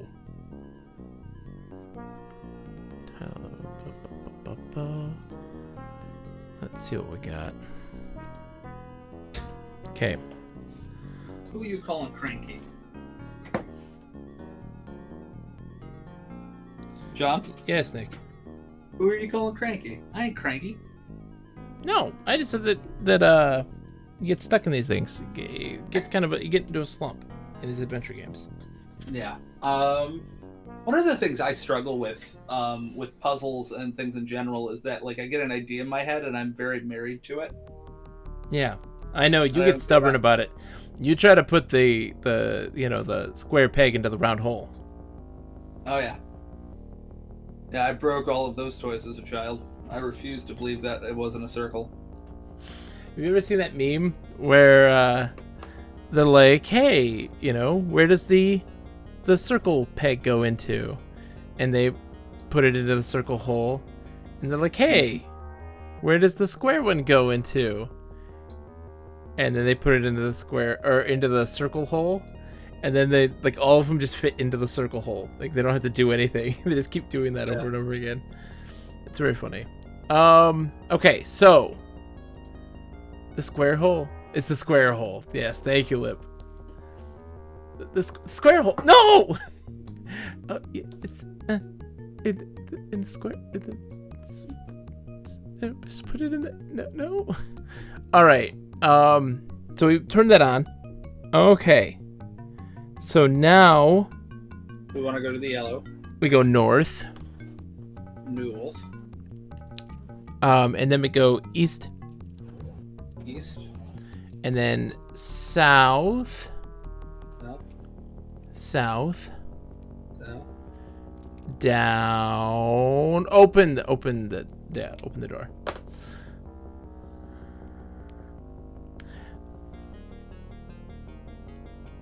Get the basket.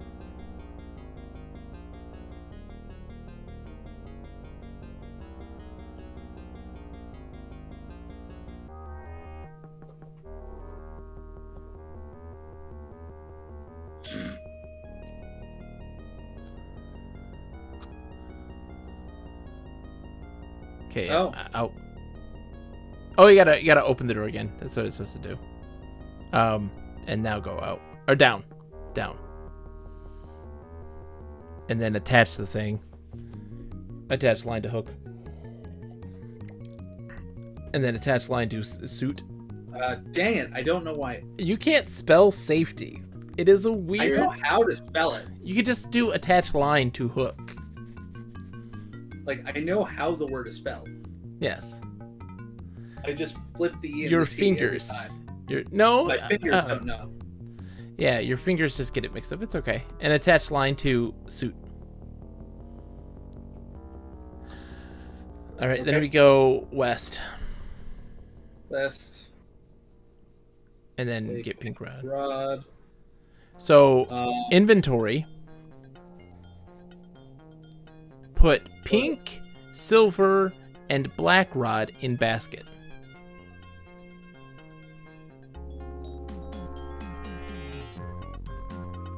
And we've used the blue rod. No. We've used the red rod and the yellow rod. Yes. All right. So east, and then up.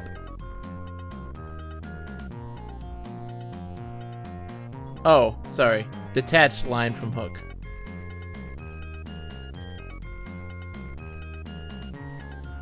Then up. Oh my goodness.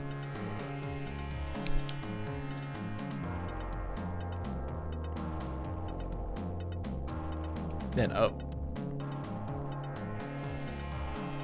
Up. There you go. All right. So north. Then east. East. Oh.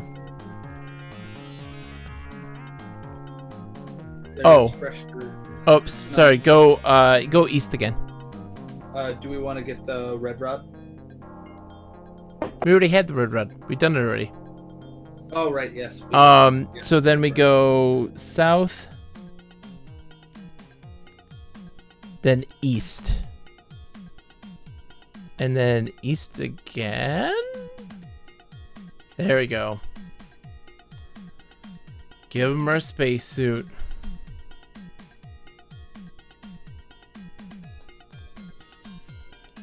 Did we save? Let's save this before this happens.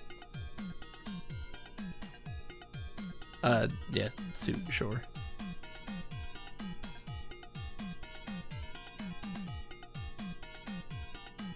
.2 rod.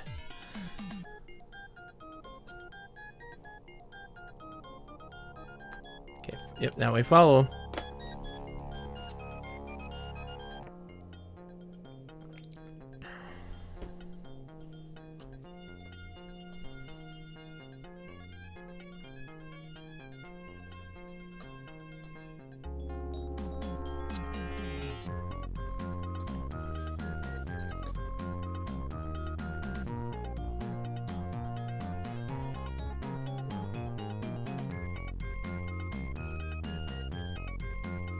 No, he's at the center of the warren now. Oh, sorry. So we go down. I was gonna keep following him until the end of time, John. And now we close inner, open outer. Oh, which one's close the inner. Close inner door. You can just say close inner, it works. Open outer. Down. Was it east? West. Whoa, whoa, whoa. Okay. Get the visor. Look at it. I'm curious.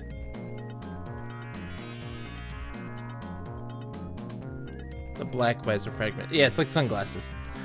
Yeah. All right, go south.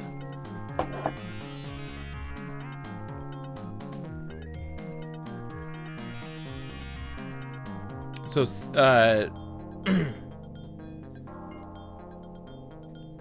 don't save over suit. Just do gun or whatever. Yeah.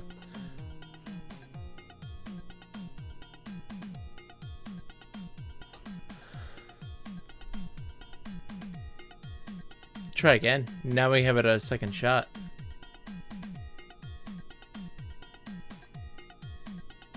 No. I don't know then. Do you think we're not supposed to use that then? Shoot ray gun with ray gun?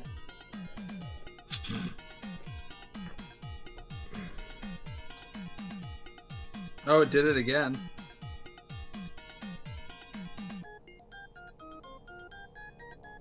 No. Okay. Yeah, so restore, then that's not what that's for. What is that for though?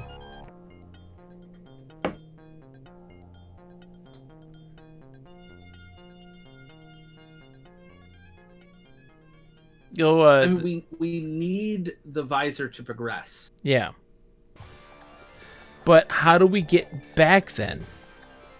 Right. Is it a maze? No, it's not a maze. Because when you follow him, it doesn't say you go east. You know? Yeah. It doesn't give you like a direction. The only exit is back to the... You must be very clever to do that to the door. Oh, just open it. Okay, hold on. So we have solved, Nick, almost all of the puzzles. The puzzles that we have not solved is how to get back from the chieftain, then the observatory room, and the laboratory. Yeah. Like, I mean, I think we have solved the observatory room. The thing we need to defeat that room is here. Is here. Okay. So then we need to figure out the laboratory. So let's restore. Was Red Rod? What was Red Rod at? Let's look at that Red Rod. And inventory.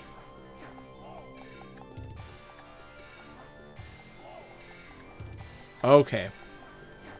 So we hadn't done the metal and ceramic square yet, which we don't need to do right now. It's all it does is that gives us pretty much a diagnostics on what everything is. Yeah. I think. So let's go to the laboratory and try to figure this out. Okay. So that's west. And then south. And south once more. And then east. So the red disc is the size of a manhole cover. So that's actually kind of big. Yeah. You're talking what? You can stand on it. Yeah. You know. Okay, so take those both. They've got to be used here for something, right? They're hanging on the wall. So, like, what do you think they do? I mean, so we have a dial that we can interact with. Yeah. I don't think that... They're not discs. They are manhole covers. Yeah. They are discs the size of a manhole cover. Those aren't... I thought that they would be something smaller in my brain, right? Because I was just making the assumption that, like, oh, those are overlays for the thing. So, because guess what's going to happen now in the observatory? When you get the shades, you can then look into the laser and find that there's a rod there that's making the discoloration. It's a different color rod. Probably. And so those discs aren't an answer to that question.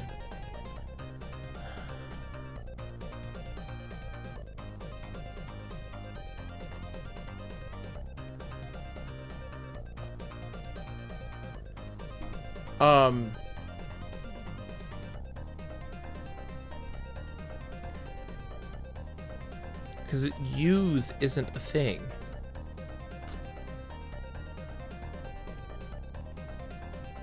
The red disc drops to the ground. There's an almost inaudible click as it comes to rest. What? Stand on it. That was what I was going to do? Stand on red disc. Nothing happens. Okay. Wait. Is this like a is this like a portal situation? Maybe. Go into another room and drop the blue disc. Okay, which direction should I go? Sorry, west. West again, or just drop it Just here? drop it here.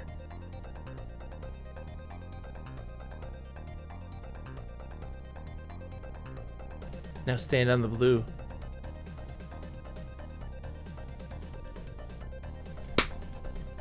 Hot dang! Okay. So it's a portal. Oh! This is how we get out. But also, Nick, this is how we get the blue rod. How do we get the blue rod this way? So watch. I guess we don't need to restore. Go west.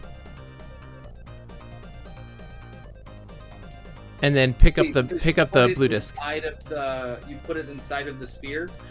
So you set it to You put it 1, inside where the sphere will be. and then you set the blue disc down underneath the sphere, Yeah. below sphere or under sphere, and then you set it to its highest number, Yeah. and So then you can then drop the red disc or whatever and stand on that, and you'll go inside the sphere to grab the rod. Hot dang! Okay. So go east. So drop blue disc under sphere. Under globe. Under globe. Okay.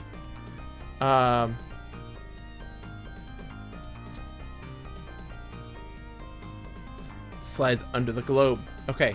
So then turn dial to 4. Well, let's pick up the red. No, disc. no, you don't need to, because it's not under the globe. Okay.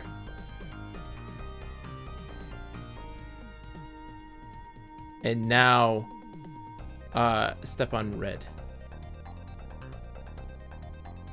Hold on. Maybe it has to be the other way around. Oh, you think that? Because we stepped in the blue and it brought us to the red. Oh, I see. It's a dial to 1.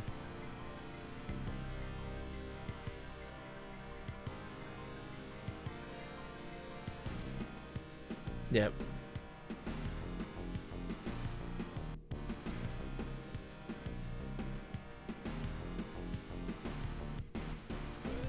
That's interesting. I wouldn't have known to do that.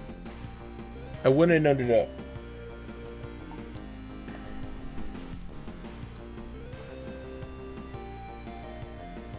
Oh, You didn't. Hold on. Did you set it to 4?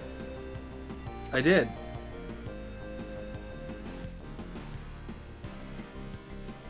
What? Parts of you are inside it and parts of you are outside it. Very untidy. Did you?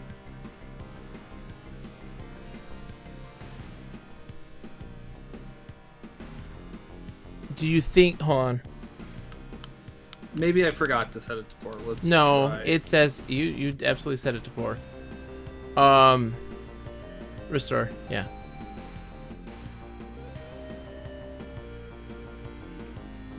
West.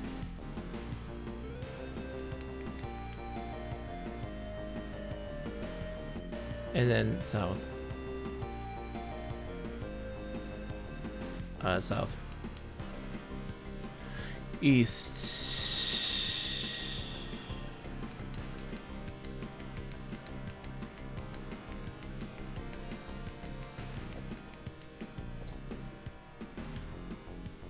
It's 4 feet.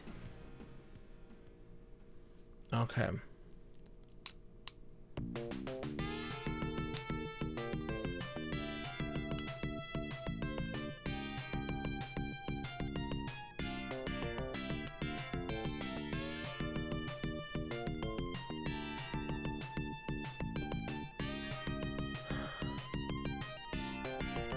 Do you think...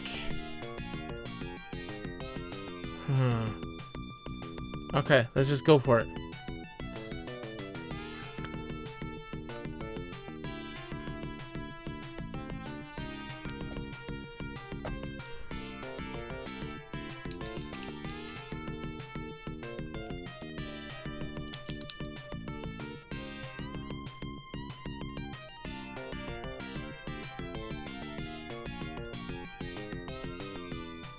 Nope, you die. I'm so confused by that. Why give me a transport thing that's going to kill me? Hold on. So, restore. I want you to change the dial. Turn the dials. Just turn it to like 1 or whatever. Okay. So the globe flickers out for an instant and then reappears. That's a key word here. So do you think that in that time when it disappears... Oh, no, Nick. I understand. Okay, so we want the when we turn it to 1, we put the blue one under the globe, and then we set it to 4. The crystal's gonna drop onto the disc and then appear on the red. It teleports. Okay. That's what's gonna happen. The rod's gonna teleport. The rod is gonna teleport. So, I don't know. Did you have him picked up yet or no? We haven't set him yet, have we? 1 second. Yeah, we haven't. Yeah, we haven't set him down yet. So you set the blue under the sphere.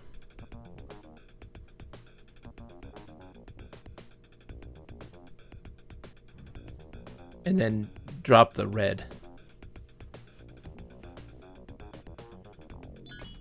And now set it to 4.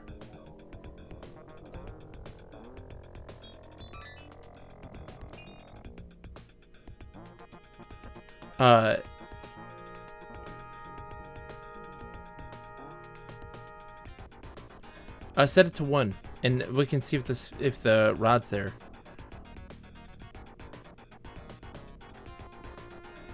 It's a blue crystal rod. I don't know then. Okay. I mean, do you think that this is just a puzzle to get us out of the green spaceship? No. That's...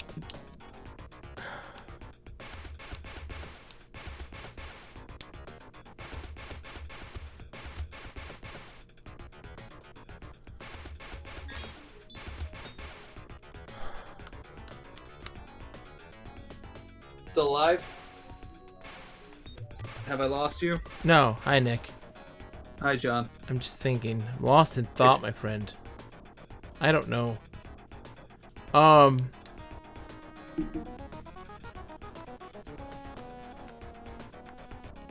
What size is it? It's size of a basketball at 2. What's it at 3?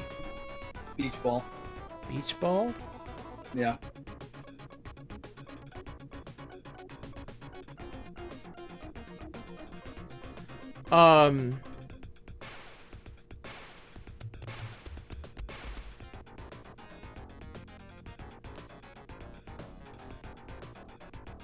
Turn it to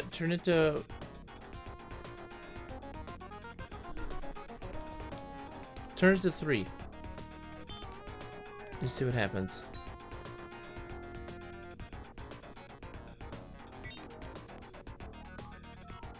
Can you look?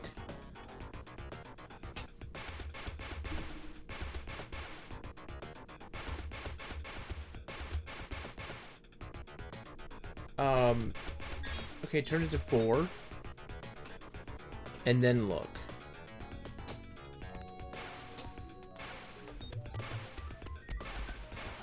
Hold on. Okay, it seems better than the floor.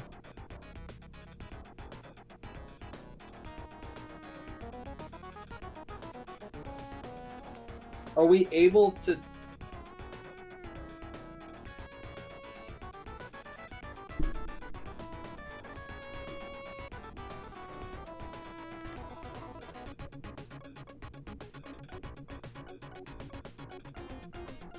Hold on.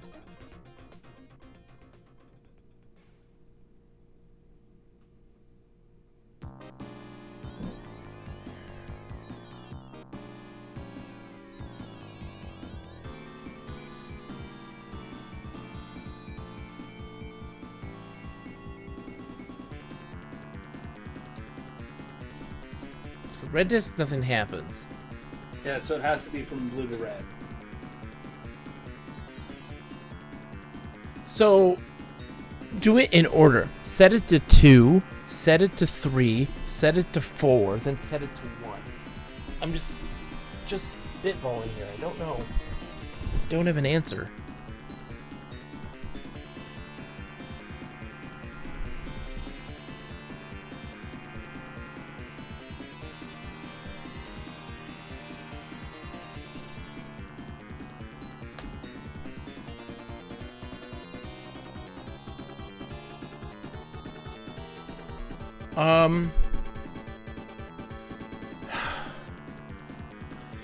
It's gotta be, because you can set it underneath the globe, so like, it has to be used in some way, right?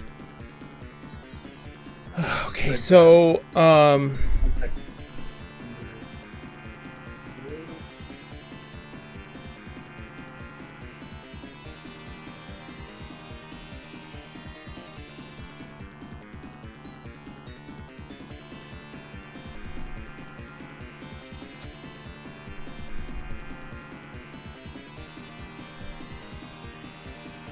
do you think, hold on, I'm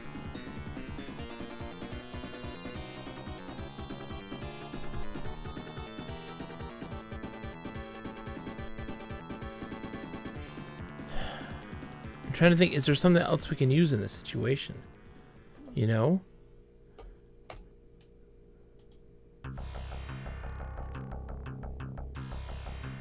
Oh, so put something on top of the discs and let's see if it moves.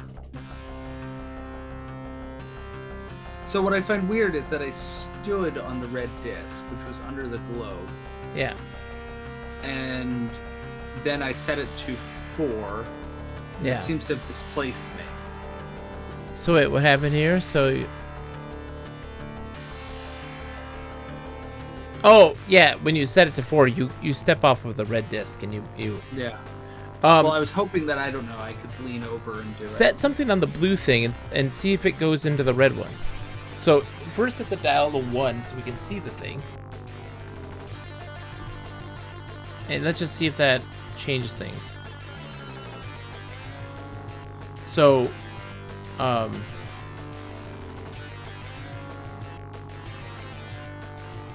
came to say hello. Lady Cat! Hello, Lady Cat. See, it does. Okay, so items do change. It goes the other way around. How are you today, Lady Cat? I hope you're doing well. It is good to see you, my dear. Nick is saying hello. Well, I'm also contemplating life and interactive fiction. So what does this mean then? Do we have we swapped colors to see if that would work? Did we do that? Maybe, like, for us, it only works in one direction, right? Oh, it's always blue to red, though. So, Right. It's always blue to red. yeah, it's always blue to red.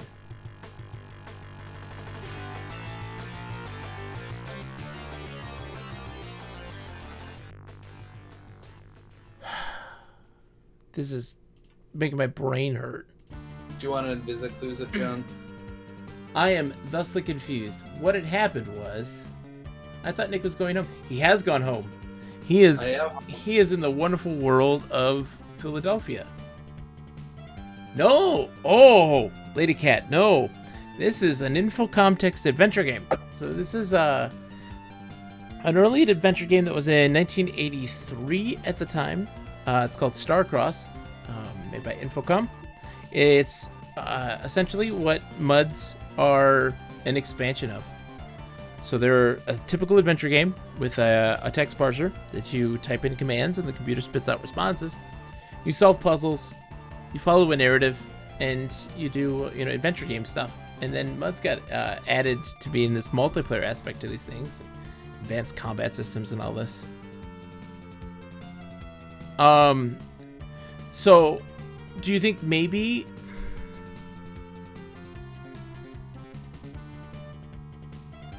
I do actually live in West Philadelphia. It's true. How about this, true. Nick?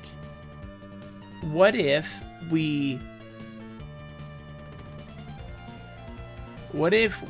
set it to 4 and we put the basket on the blue disc, and maybe it'll go into the red disc and like pick up the blue rod? Okay, we could try that. I don't know. Set dial to 4. Put basket on blue disc. Do we not have the basket? Oh, we don't, because we restored. Yeah. So go west, West, north, north. open door. Oh no, go south. South.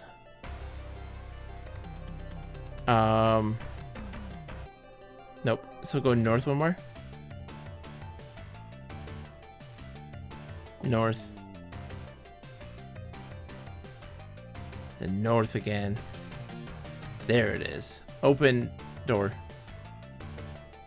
Down. Get basket. I would love to hear your confession, Lady Cat. This will go up now, Nick. Yeah, let's use that in this test and see if it works. Confession's away. It seems to be a very timid confession so far. South.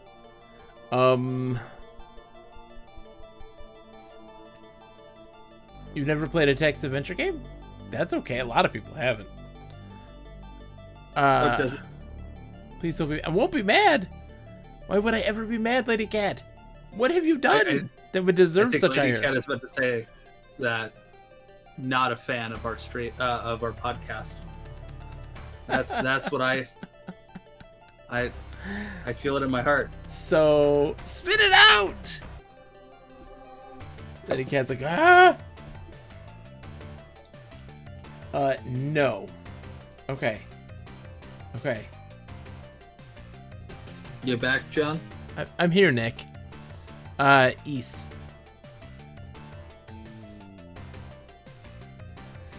I'm sorry, I'm enraptured with the chat. Oh, wait. Sorry, go west. Go south.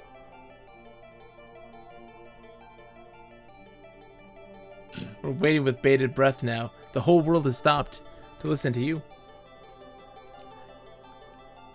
Now go east, Nick. I missed your explanation of what the game was because I was too busy Googling Fresh Prince lyrics.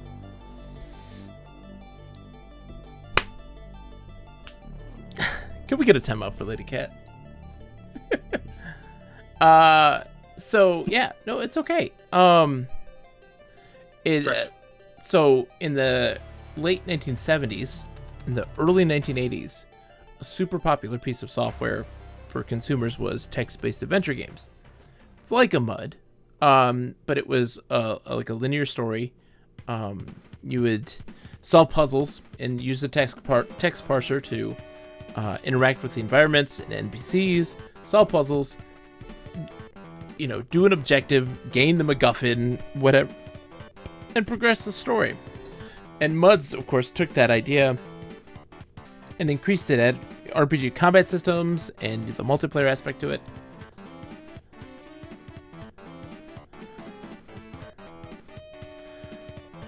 What am I saying? You put. Hold on. So if you put it on there, nothing happens.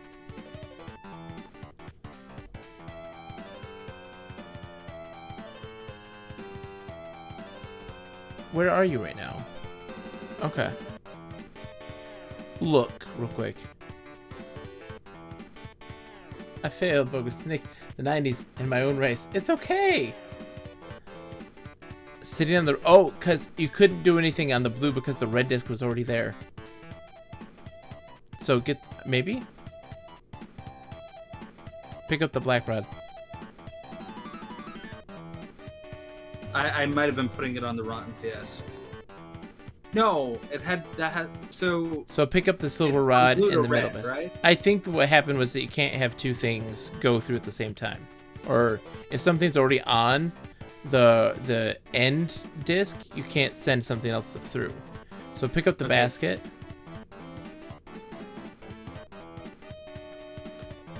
Okay. Now, so what should be under the sphere? It should be the red disc, right? Because the red disc is where we want the thing to go. Yeah. We want the basket to go on the thing, so we need to swap the discs, correct? No. So the red is under the sphere right now. Is it? Yeah. It says the silver sphere contains a blue rod. There's a thin blue disc the size of a manhole cover here. Yeah. Lying beneath the globe is a red disc. Okay. That's weird. Anyway. So set dial to 4. Yeah. Set dial to 4. Put basket on blue disc.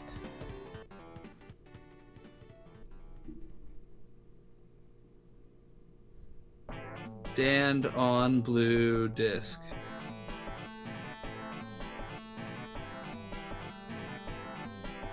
Set dial to 1.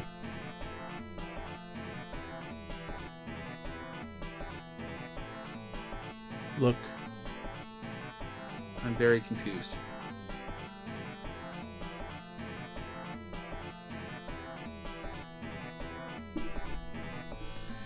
Pick up the metal basket. Pick up basket. Now stand on the blue disc.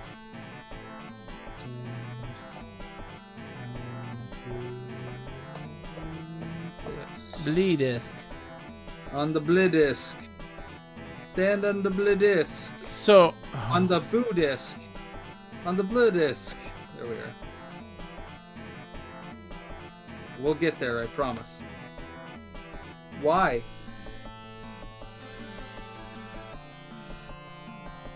pick it up. Pick up. Maybe it's because we left the room. Pick up the blue disc. I'm gonna pick them up both of them. I Place. bet you it has to reset. Like, you can do one thing and then you have to pick them up and reset them. Sorry, we're trying to figure out... Yeah.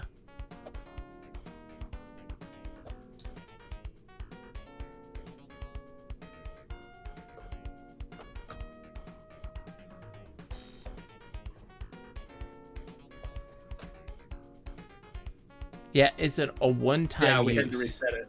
It's a one-time use, and then it has to be reset. Lady Cat, so what we're doing is trying to get this rod out of this sphere. Yeah. Yeah, set dial the 1 and see what happens. So the globe flickers out for an instant and then reappears shrunken. The silvery globe is the size of an orange. Embedded in the silver globe is the blue crystal rod. Why? Why?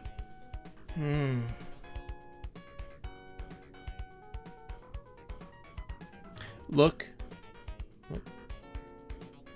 Not having the rod in the sphere, it's embedded in it.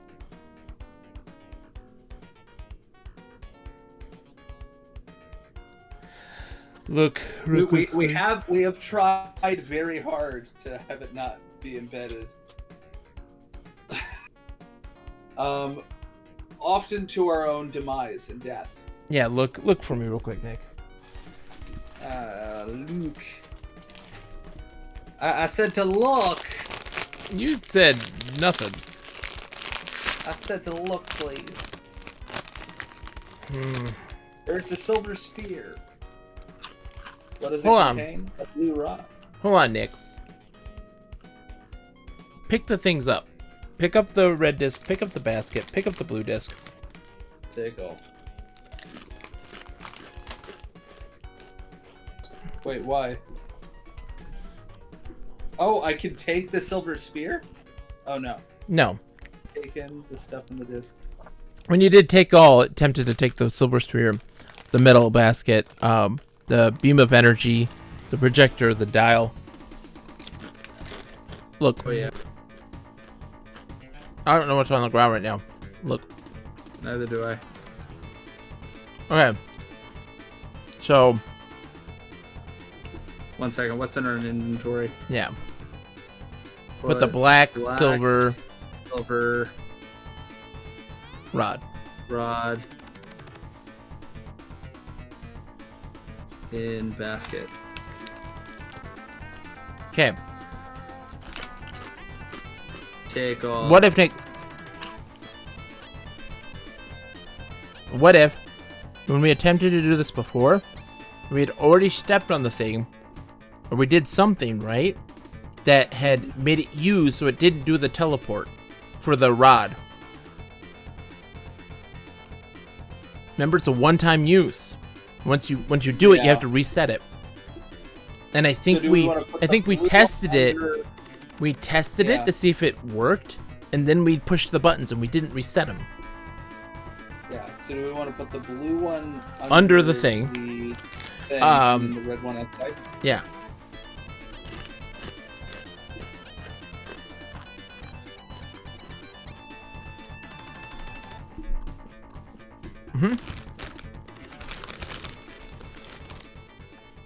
Then set down the 4.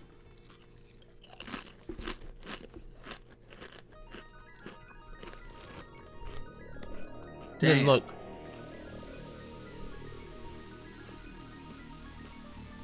Set the dial to 1?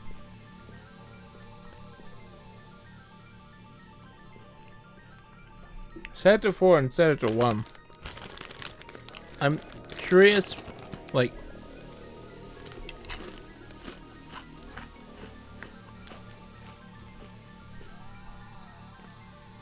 It flickers and then reappears shrunken.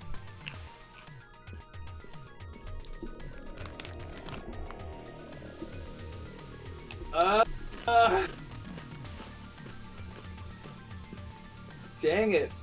Every one of these puzzles, every single stinking one, with the exception of like the ant one where we had to throw the ray gun at it, Yeah. we've solved half of it, and we don't know the other half. I'm looking at the Invisiclues. Okay. Hold on.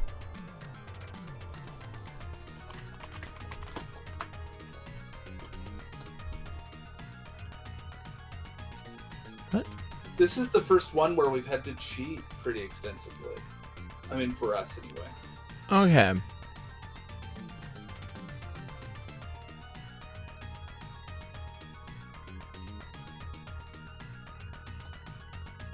Did we ever try to place the discs in the sphere? Let's see.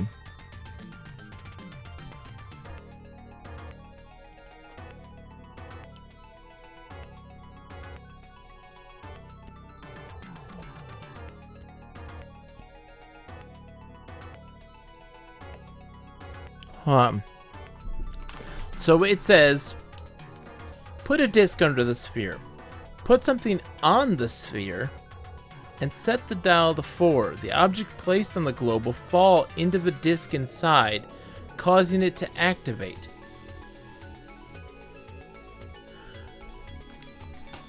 Okay, so that what it's trying to... So this is the answer. This is the answer. Okay, so this is ridiculous. So what it wants you to do, Nick, is set it to 4. Oh, 1 second. I have to put the blue disc under the thing in.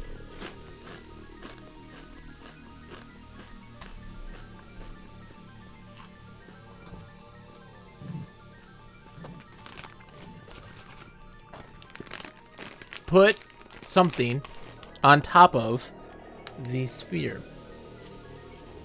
Does it matter what? Okay. Whatever. Will we be able to get it back? I don't know. On sphere. Put basket on sphere.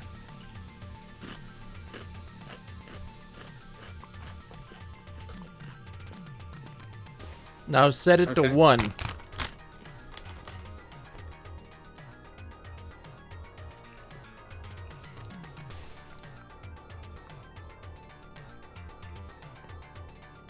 When the sphere shrinks, the metal basket falls to the new surface and then slides to the floor.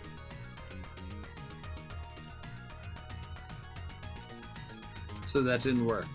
Look.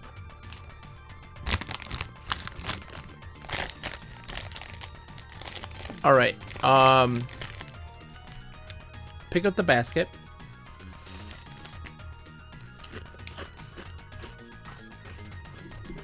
Are you ready for this? Yeah. All right. Because I just saw set something on the sphere, on the thing for the Invisicluge. So set it to like 3 or 2. Set it to 2. I don't know. You put the basket on top of the sphere. Put basket on sphere. Now set it up to 4.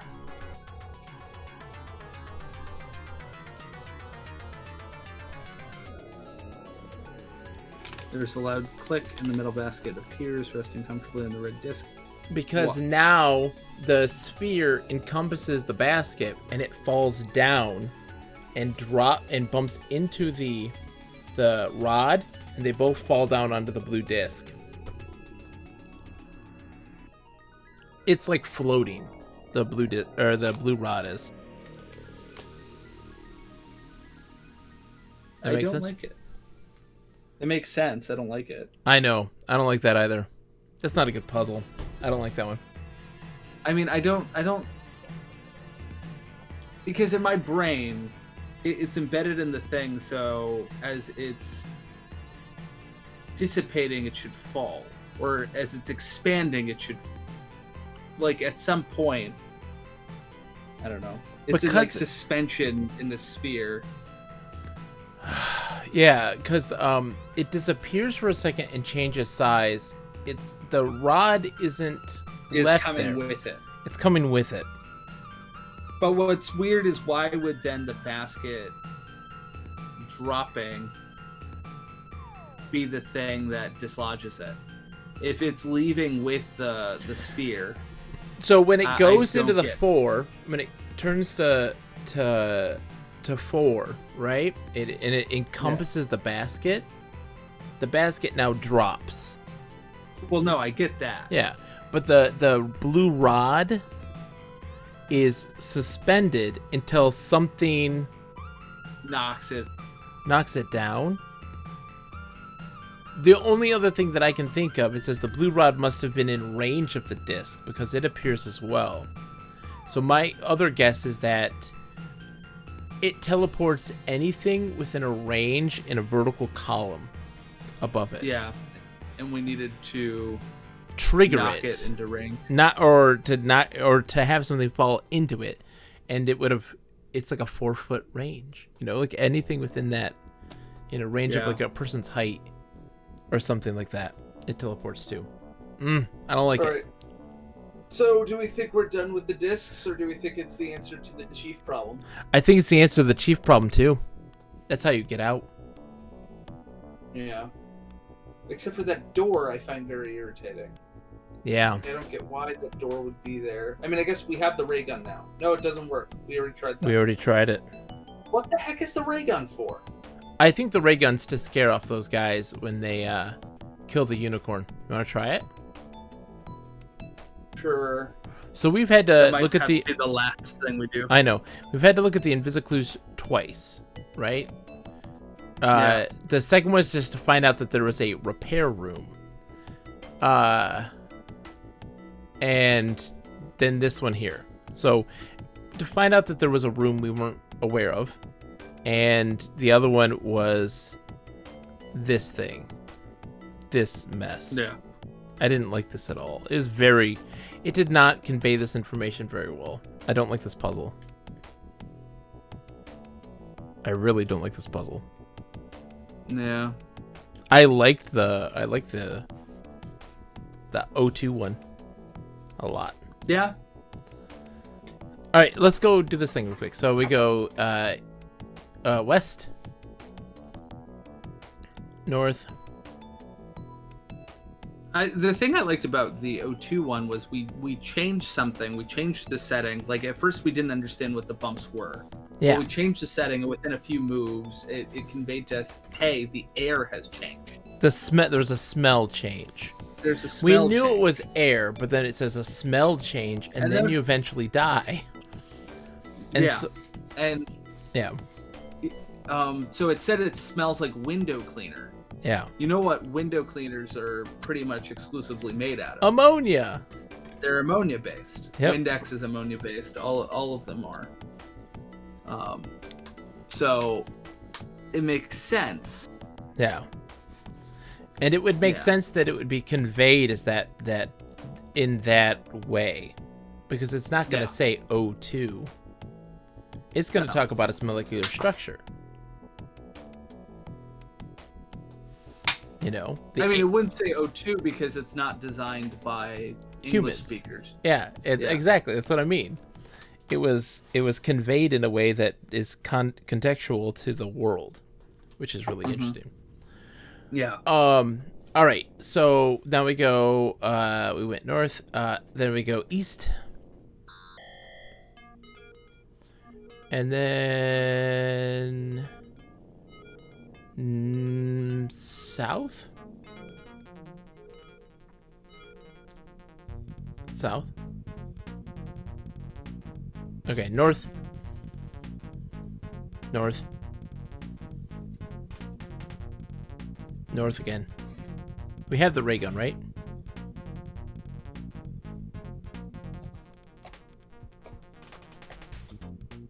Okay. Yes. Oh, we didn't pick up the basket, but that's fine because I think that the next time we play this, we're gonna start from scratch.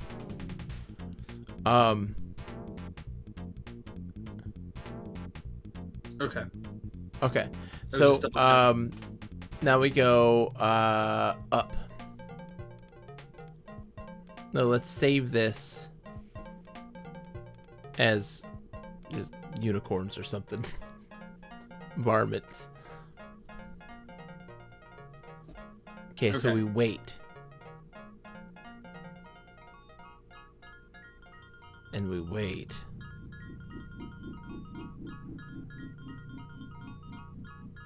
Okay, go. Okay, whoa. Go east. And go east again.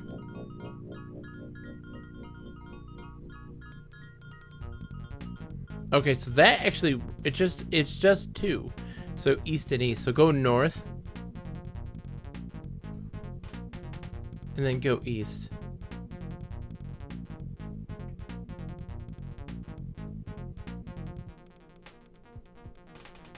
You know, Nick? Yeah. Do you think it's a timed thing? Do you think it's a one and go? A one and done? You might be right on the oxygen killing them. What do you mean? We changed the atmosphere to oxygen.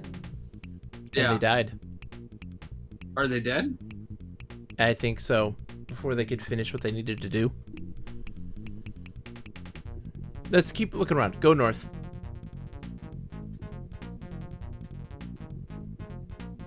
And then go east. South.